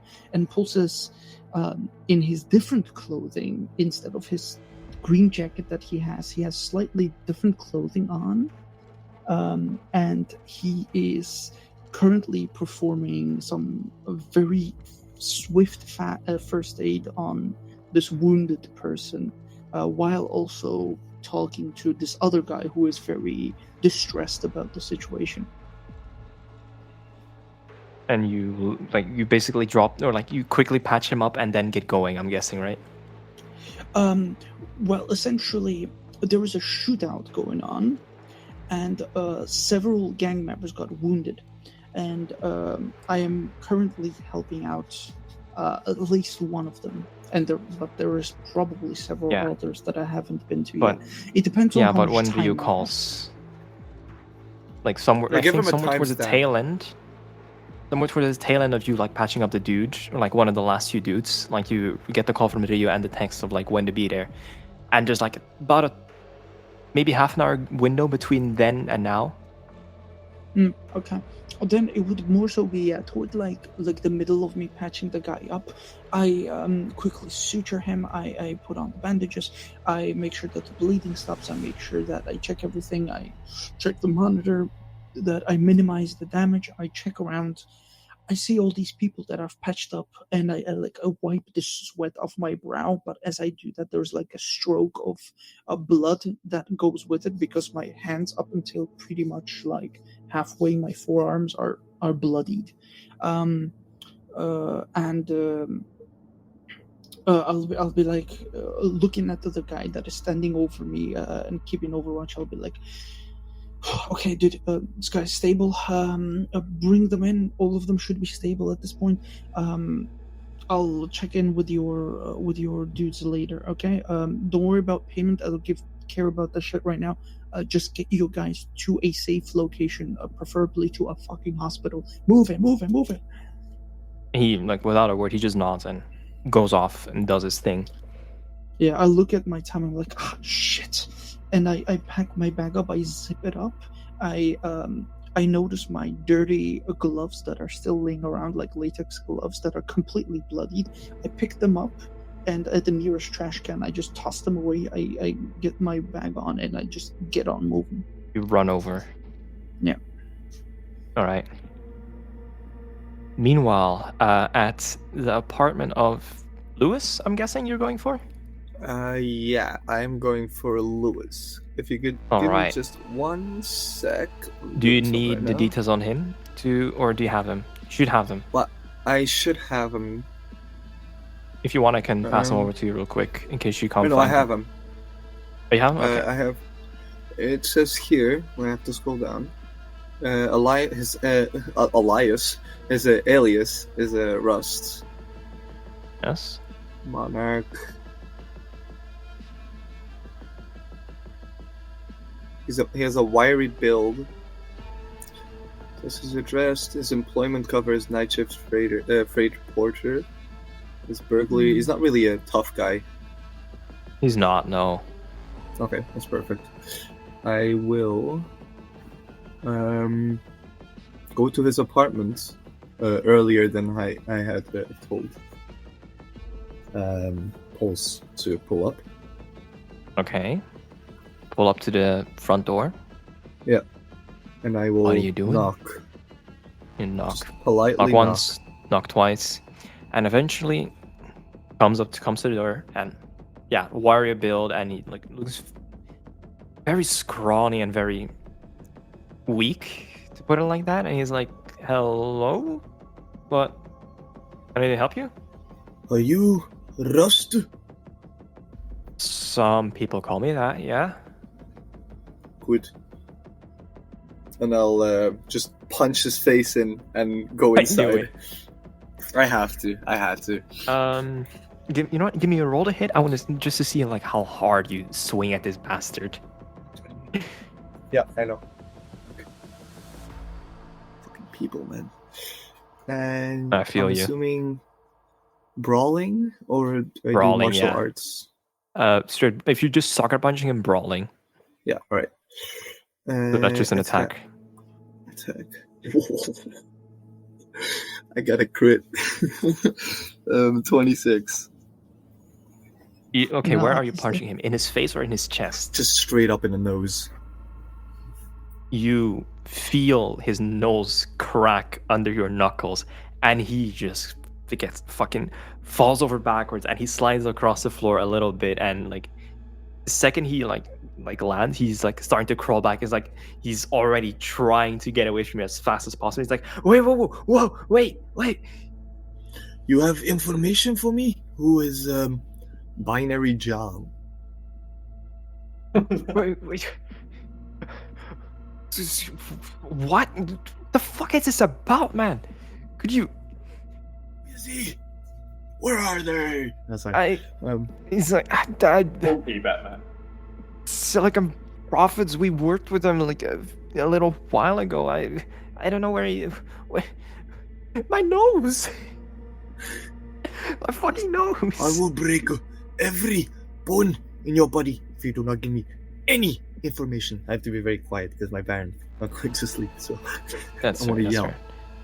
Yeah, no, I can't yell either. It's fine. He's like freaking. He's like, this guy is more pleading for his life and pleading for you to not hit him than actually saying anything useful. Yeah, I'll picking up by the throat, tell him to calm down. Like, calm down.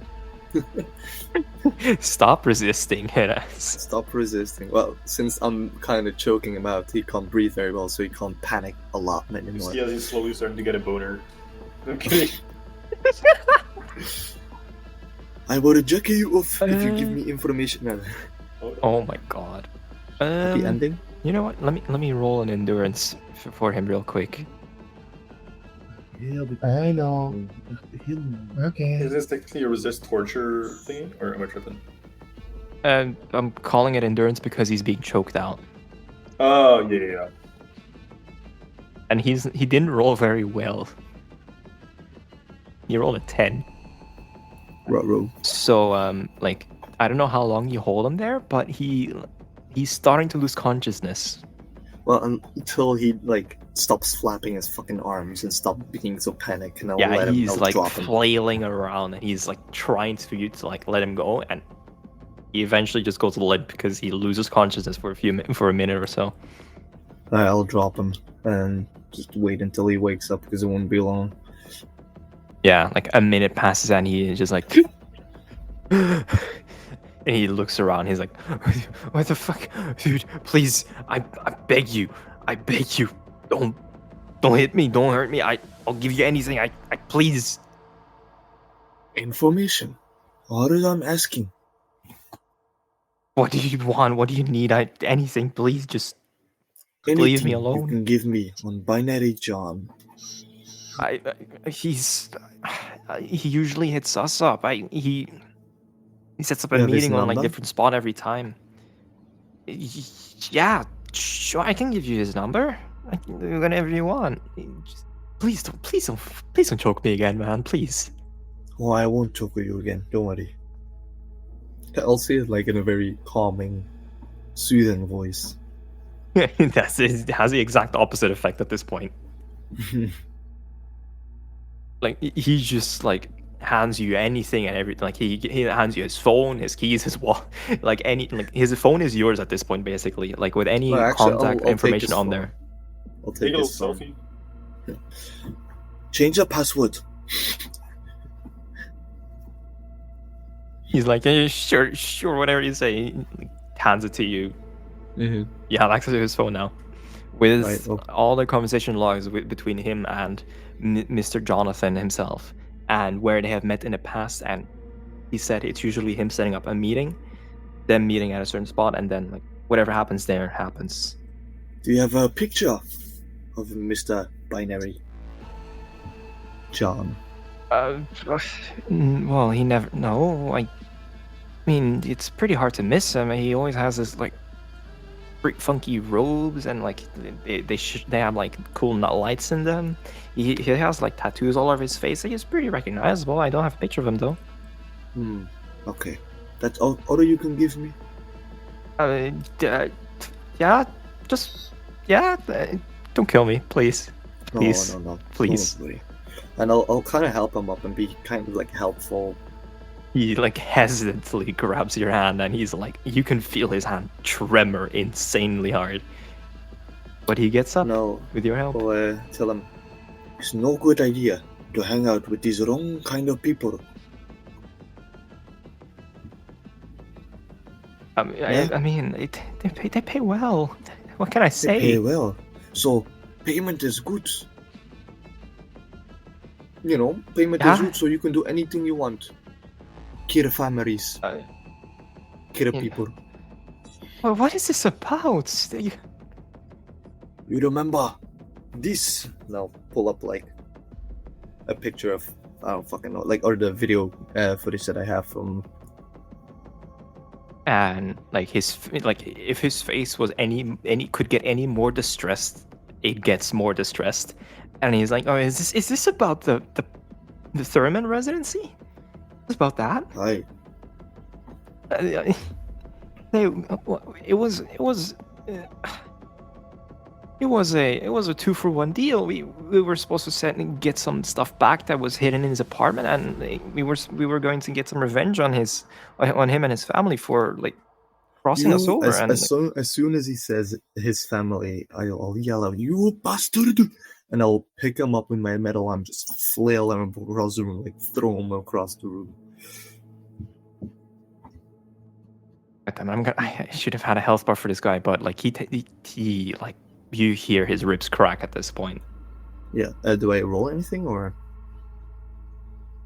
You know what? Rule of cool says no, because he's like he's not putting up any resistance. You're not in initiative. Sure. You can throw Right. you're strong enough to toss this fucker around like it's nothing. I'm pretty sure. All right. Also, like, actually, what is your strength stat? I'm pretty sure it's pretty high, right? It is. I'm assuming it's pretty high. Let me check. Your body, yeah, it's a 10. You 10. you can toss this fucker. Okay. And I'll check the time. I don't know what time it is, but it would be around the time that I told Pols to be there. Yeah, so I'm just because I think this is going to be more interesting. Pulse walks in to Ryu, literally flinging this guy across the room and into a wall. Oh, let's make it more interesting. When I try to knock, like I walk up to there and there's nobody standing there, right? And so I look around, I look at the address, and I look at the number, I'm like, suppose this is it. And as I try to go in for the knock, as I tap it, like the door like slightly slings open. Yeah, and then I hear like ruckus further down. And you like hear like this guy begging for mercy and for like dear life, basically, and like a crash. And he's just like pancaked against the wall and drops to the floor. Yeah, I'll rush in and I'll get to the scene as fast as possible. And then you see me throwing that dude. It's like, yo, what the fuck is going on here? And I'll kneel at the dude. Perception. And once you get close, let's see if you recognize him. Would I recognize him? Okay. See, roll me perception. Human perception? No.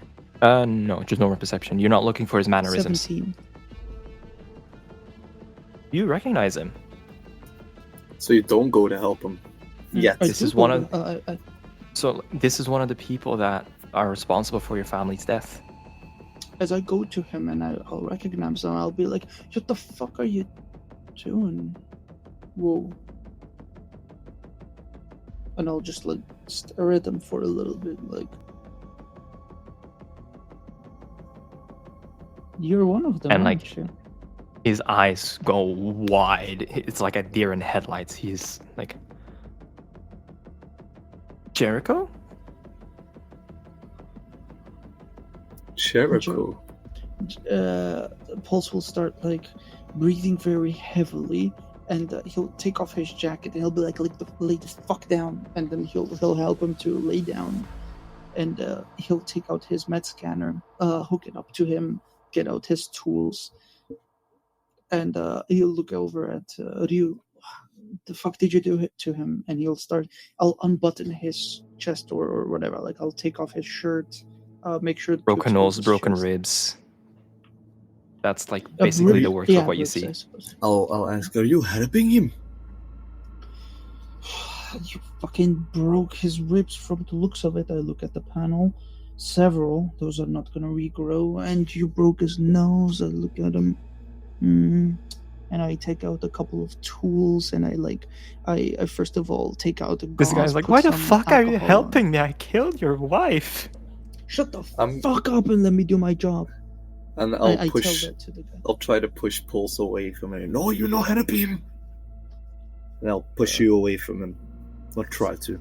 I'll get knocked back. I'm like, let me do my fucking job. Is that why you called me over? You wanted me to fix up some fucker that killed one of my...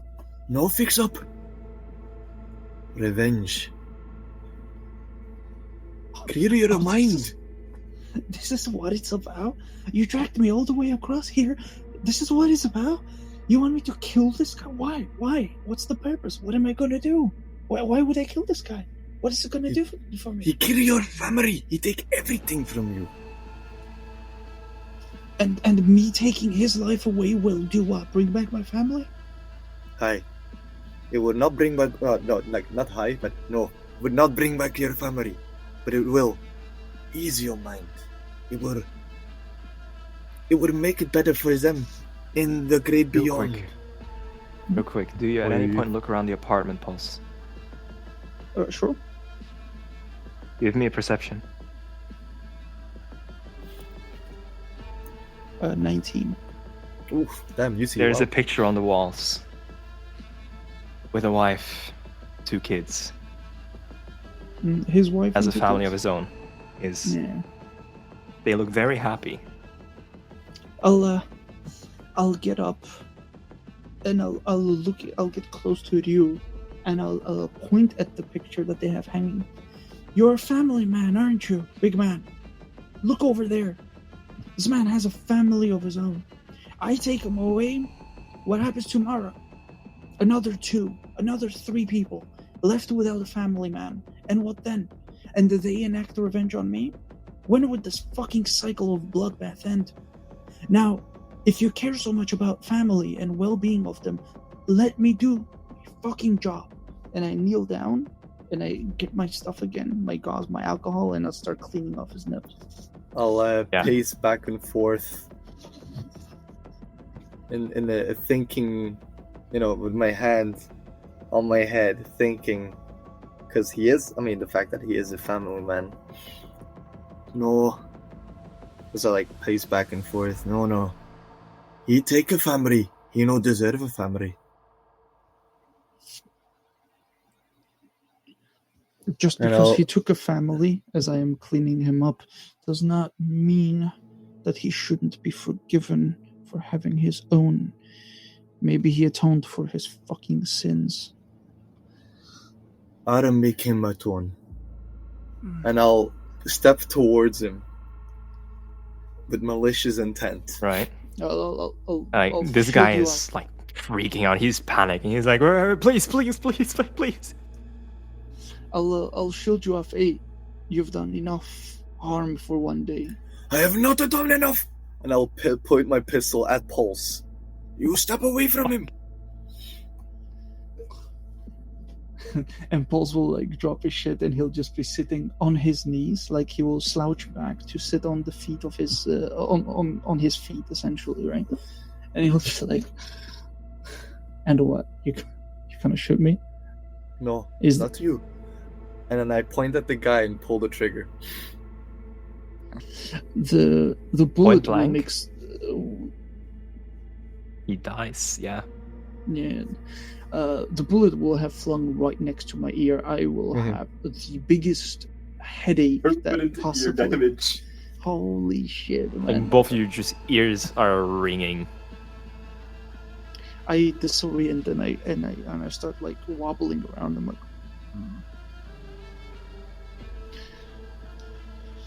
And as you're on, I'm assuming because they're ringing, also you're concussion, very concussion. I'll go down to you. You hear my voice very almost doubled, talking to you I would do this for you because I care about you. You may not see it yet, but I will fix what the universe has done wrong to you. And I'll walk out of the apartment, leaving you there with the dead guy. Jesus Christ. Pulse will just be sitting there, and after a concussion, he'll just look at his work that he was doing that is now just completely ruined. And as he looks at this guy and his malformed face now from the gunshot wound, the flashes. There's a nice whole square in the center of his forehead. The flashes of not only gangs but also people dying, people getting shot, crossfire. They quickly flash one after another through his head, up until the images of both his daughter and his wife come into his mind, both flashing, them smiling, them being happy, picking up his daughter from school, kissing his wife, and suddenly it all is wiped, and then it comes back in series of repetitive motions, and his hand will start trembling, and he'll be like hitting himself on the temple like this, and he'll be essentially going like fucking insane as he just sits over the corpse of this guy, and he just like loses his mind slowly. Right. How far away does Ryu go from him? I will. Do you just leave, or do you wait I outside? leave. I full on leave. I go home. Okay.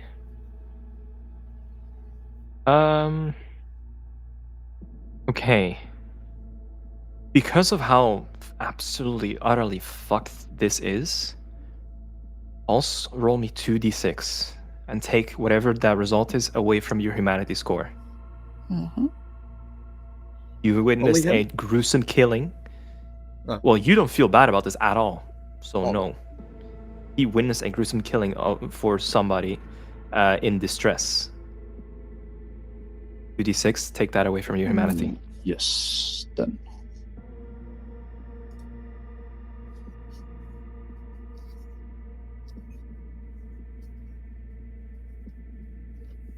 Okay.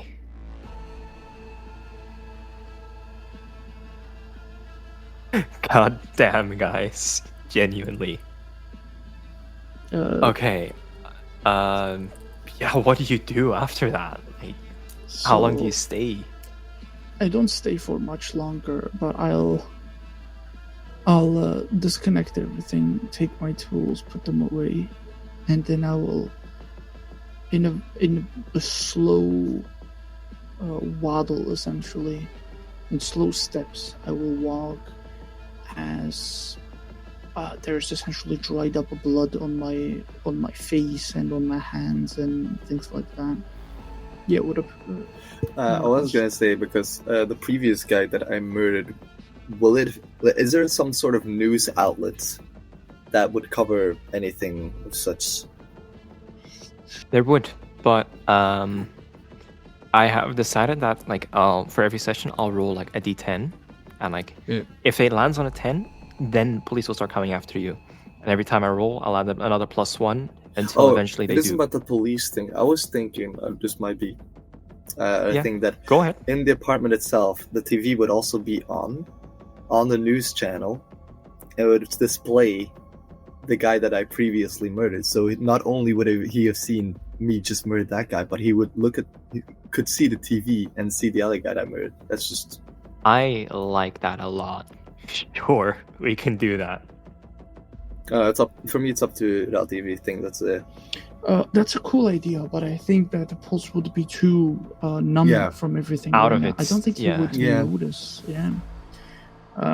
So Pulse will leave the apartment. He will waddle back to his apartment, and once he gets there, he is just staring out, and on one of those counters that he has against the wall, he goes over to it, and there is a picture that is facing with its face facing down, and he brings it back up, and it's a family portrait of Pulse and his family, and he picks it up and he wipes over it to remove the dust, and he's like, I thought this was past. Why do you keep haunting me no matter where I go? It's just a never-ending nightmare. Why? You left. Why? Why are you coming back? And Comfy, come on, wake up, snap out of it, come on, you got this. I mean, obviously, he wanted the best, no, he wanted me to see this. What the fuck did he want from me? Why is he being such a bitch? A fucking son of a fucking bitch.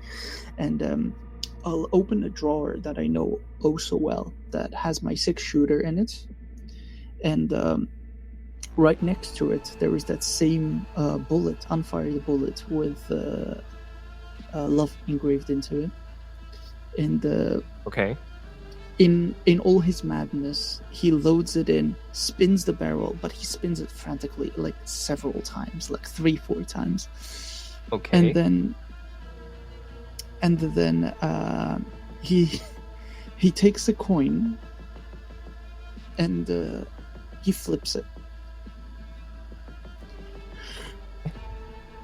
Heads, if it lands on heads, he will pull the trigger. Flip a coin. Don't kill yourself now. Come on. It's not cool.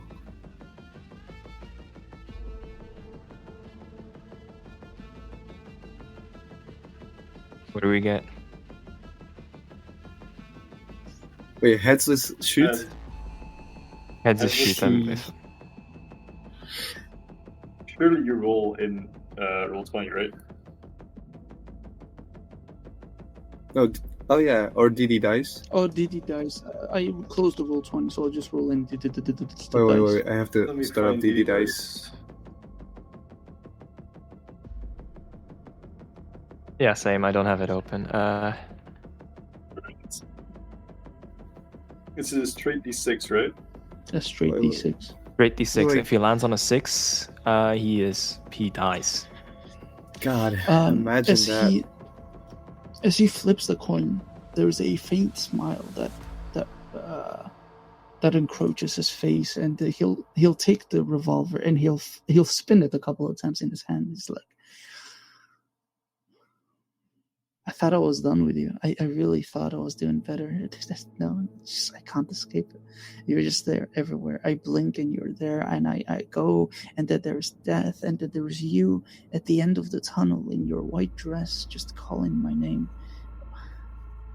Family, family, family. Everybody has a fucking family. Everybody has a fucking thing to live for. And everybody is a vigilante of their own fucking demise. And everybody forgets who you are, and your name is tarnished and deemed worthless to the mist and to the consistent machine that goes beyond. And in all of its glory, when you finally open your eyes and you realize that this whole cycle is so useless, it lacks purpose. It lacks purpose. I pick up the revolver and instantly I put it against my temple and press the button. It's a 2. Yes. The loudest click. The loudest click makes the grin fade away, and I'll take the revolver and I'll full on toss it across the room. I'll like throw it somewhere in the direction of the kitchen or something. I don't know. And as I do that, to the ground. I just scream. I scream my fucking lungs out. And as I do that, I fall off of the chair, and I start like crying with my face planted into the carpet. Okay. You know what? I think we should call it there for today. I think that's Wait! There's one more thing I want to say. There's let's one keep more going. thing. You know what? I'll Let's give keep you going. your one. Go on. Yeah, no. It's too good. Sure. It's too good. I just wanted to. No, it's not really that special. I just wanted to say that when I got home, I'd take a chair that was still not broken, open, like leave my front door open, stare out with like my blade out, waiting, and that's all I wanted to say. Okay. Yeah, I think I think it's better if we end it off here because I don't think we can like go any higher than this. This is the peak. We should quit while we're ahead. Cinema. Holy shit, guys. Fucking hell.